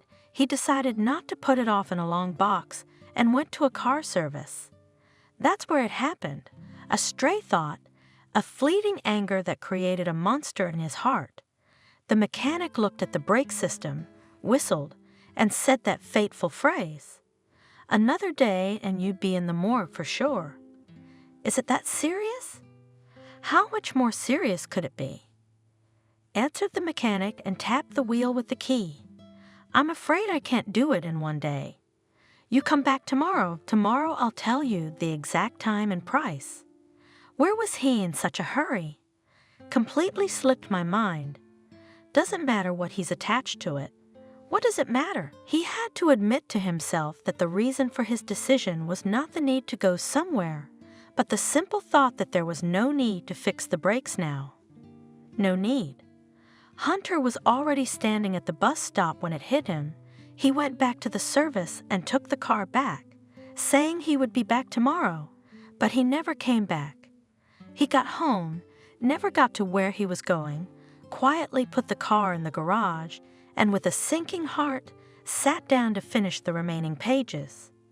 Stella was finishing typing the last of the sheets she had. The work was going well. He was calm. Peace spread over his whole body in a hot spill. He smiled and wrote well, splendidly, and at the same time enjoyed the half-realized premonition, the imminent finale of a difficult head and in his own life. He knew how everything would happen, as if he were watching a movie that had already been released and in which it was now impossible to change a single scene. As if playing his part, he made another scandal in the evening. Stella ran out of the house in tears. Margaret shouted some insults, the most harmless of which was to denounce him as mediocre. He's talentless? Let's see what she says to that, if she can speak at all. Hunter answered Margaret as if with a memorized text, and calmly watched her hatred turn into an uncontrollable outburst devoid of any objective meaning. It was past midnight. She too ran out in tears, got into her car, and drove away into the hazy haze of distant city lights. He knew she would never come back. There was no sign for the road to the city. It was a one-way trip only. That was it. Now he could breathe fully. He admitted it to himself. He was ready to move on. Yes, he'd thought about those damn brakes. He'd wanted to, but they were just thoughts. Little pulses in his brain running back and forth along the neurons, and nothing more. A wish. How many desires don't a person have? He didn't mess with the brakes. He never even laid a finger on Margaret. He just saw more than the others. But that's why he's a brilliant writer. To be able to see such things, it's his gift from birth. After all, it's her car, and it's up to her to see to its condition. To hell with regret. To hell with doubt. To hell with all those feeble-minded people who made a spectacle of the dead policeman, with the books signed supposedly for Kathy, with the shouting of non-existent neighbors, with the picture of this one at last. He'll sue them too, if he has to, and he'll stomp them into the dirt. Let them try it again, you fools. Hunter came back, didn't explain anything to the confused. In a second, Hunter, who was soaking wet, ran into the house, and at the next flash saw Melissa's body sprawled on the floor in the hall. Looking around and finding no one around, Hunter ran up to her and shook her by the shoulder. "Melissa?" he shouted. "What happened? Are you all right?" There was another flash, and Hunter saw that the woman's head was smashed and lying in a pool of thick blood. "Melissa!" he screamed, but the woman didn't move or respond, and he tried to feel for a pulse on her neck, then on her wrist. Where was it, that pulse? Dan, there was no way he could detect it, but the body was still warm. The light flashed again, and Hunter's hair on his head stirred. Next to Melissa lay his bat, also bloody, and in his right hand, the woman clutched her shiny pistol that she had been bragging about. What was going on here? Why had she gone into this house alone? Why didn't she wake him up? Lightning had already incessantly illuminated the neighborhood. Hunter could now clearly see the whole picture, and just as clearly he realized that Melissa was dead, and next to her was his bat, which her head had been smashed against. We should call the police or an ambulance. Now where do we call? Hunter rushed back to his house, found his cell phone, began to dial the number with trembling fingers, and suddenly froze. What was he doing? What the hell are the police doing? All the evidence points to him. It's his bat, his fingerprints. And this is the house that's been driving him crazy for a long time.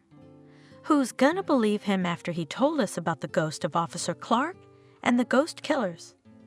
Captain Jones would only roll his eyes, convinced that the writer, as he supposed, had driven himself into a frenzy and rattled the unfortunate woman who had risked comforting him.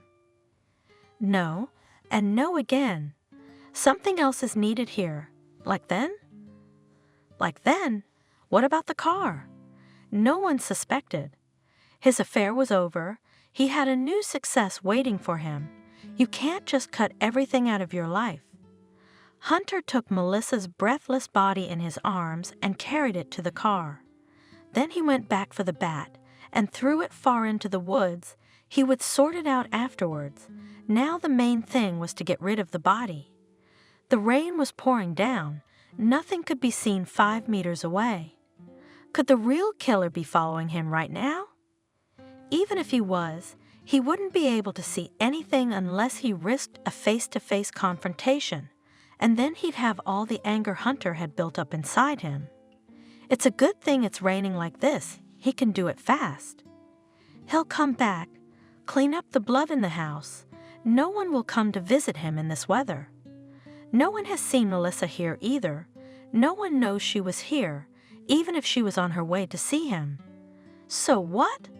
She just got caught in a downpour, lost control, and slid off the road into the lake. Daniel had warned her that the road could be dangerous in the rain. It would all look natural. Carefully pressing the gas, the hunter drove to the lake shore. The wipers could not cope with the flow of water. The high beam only reflected from countless drops and blinded his eyes. And in this maelstrom, the stupid sign, the road to town, came into view again. Hunter stopped and got out of the car, already thinking how best to push it down. Suddenly there were lights everywhere, side, front, and back. Bright spotlights flashed and a siren wailed. From the mouthpiece came a loud voice, ominously emphasized by the roll of thunder. "Hunter Wilson, step away from the car and get on your knees, or we will open fire." Captain Jones sat opposite and stared unblinkingly at the wet, from head to toe Hunter. The interrogation room was small, deceptively cozy, but built according to all the rules of the genre. A table with handcuffs, soundproof walls, wide tinted glass, behind which on this side there was nothing to see, but on the other side there was someone standing there, hearing and seeing everything, seeing and hearing all the nonsense Hunter had been talking for half an hour. "Then you insist that you did not kill Melissa?" The captain repeated calmly. "No, I told you. I heard a shot and ran to that house. Why would I kill her? Why would you kill your own wife? What? Hunter exclaimed. This question came out of the blue, like a hammer hitting him on the head. What are you talking about? What's my wife got to do with it?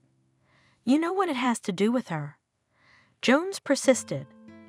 You were wrong to think that the case would be written off as an accident. The investigation has been going on all this time, and there is a witness. What witness? I don't understand you. You understand everything, Hunter, except maybe one thing.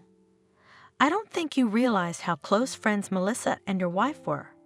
Melissa knew all about your complicated relationship and that you'd driven your wife to hysterics. Margaret went to Melissa's that night, and now you've eliminated a witness. A fight? Melissa confronted you? You lured her into a neighbor's house and hit her over the head with a bat. No. No. Hunter yelled. I didn't kill her and she didn't say anything to me. Oui. Yeah, that's bullshit. Yes, I may have wanted Margaret dead, and I may have known the brakes were bad, and I may not have wanted them fixed at the service station, and I may have driven away in a bad car, but I had nothing to do with Melissa's death. So maybe you did or knew. There's a big difference. Yes, I did. And I had this picture of the accident in my mind, and I wanted it to happen. Are you satisfied? Is that enough of my confession for you? But I didn't kill Melissa. That's crazy. Yes, Hunter. The captain agreed. Delusions of your disturbed mind. You may not have killed Melissa, but you didn't kill Margaret. The problem is that you yourself ruined the brakes on your wife's car, and you convinced yourself that the brakes were defective through no fault of your own. Especially the car service said they never saw you in their eyes, and on the security cameras, your car was never there. You are a writer. Your inflamed mind has convinced you that you are not guilty of anything, and the brakes you ruined are supposedly an accident. But you screwed up on the most basic of things. You always write everything down in your diary. It's a habit of yours, and Melissa knew it all too well because she was in a relationship with you before you married Margaret. She had a year-long hunch that you were at fault, and she came to us to find out for sure. Melissa was convinced of her rightness when she read your confession in your diary about killing your wife. But now I assure you, you will feel better. You will finally understand yourself. Tomorrow we'll talk to you again. We'll discuss some details. But for now, I ask you to sign a non-departure order. We're reopening the criminal case. You'll have to write your novels behind bars if your guilt is proven in court. You will pardon us for this spectacle with both the house and Melissa. But any murder, as you know from your detectives, must be solved, and the criminal must receive a just punishment. Hunter looked at the captain and did not know what to say to him in reply. Yes, now he really realized what had happened a year ago to his wife. Hunter had convinced himself then that it was for the best if he wrote this scenario for himself. No guilt, no remorse. And he really believed that everything had happened by accident. His brain had simply forgotten that he had self-destructed his wife. But Melissa, what happened to her? And what play was the captain talking about? At that time, there were two people on the other side of the window, Melissa, alive and well, and a young officer who looked a lot like Clark, especially if you looked at him in the dim light. Congratulations, Melissa, he said quietly. I thought this show would never end. You shouldn't be a diver, but a movie star. He didn't even think you were just playing a part. Give it up. Finishing her cigarette, Melissa replied. No one will ever get Margaret back anyway, and the bastard will get out of it one way or another. He became a popular writer. He has connections. Right, officer? It's hard to say now, the man shrugged. Jones will work with him. He knows what he's doing. Thanks for coming to us with your idea. For a captain, it's the last thing on his mind. I'm sure he'll want to retire as a major, but in any case, that writer Hunter Wilson has to answer for the murder of his wife to the fullest, and we'll see how it goes in court.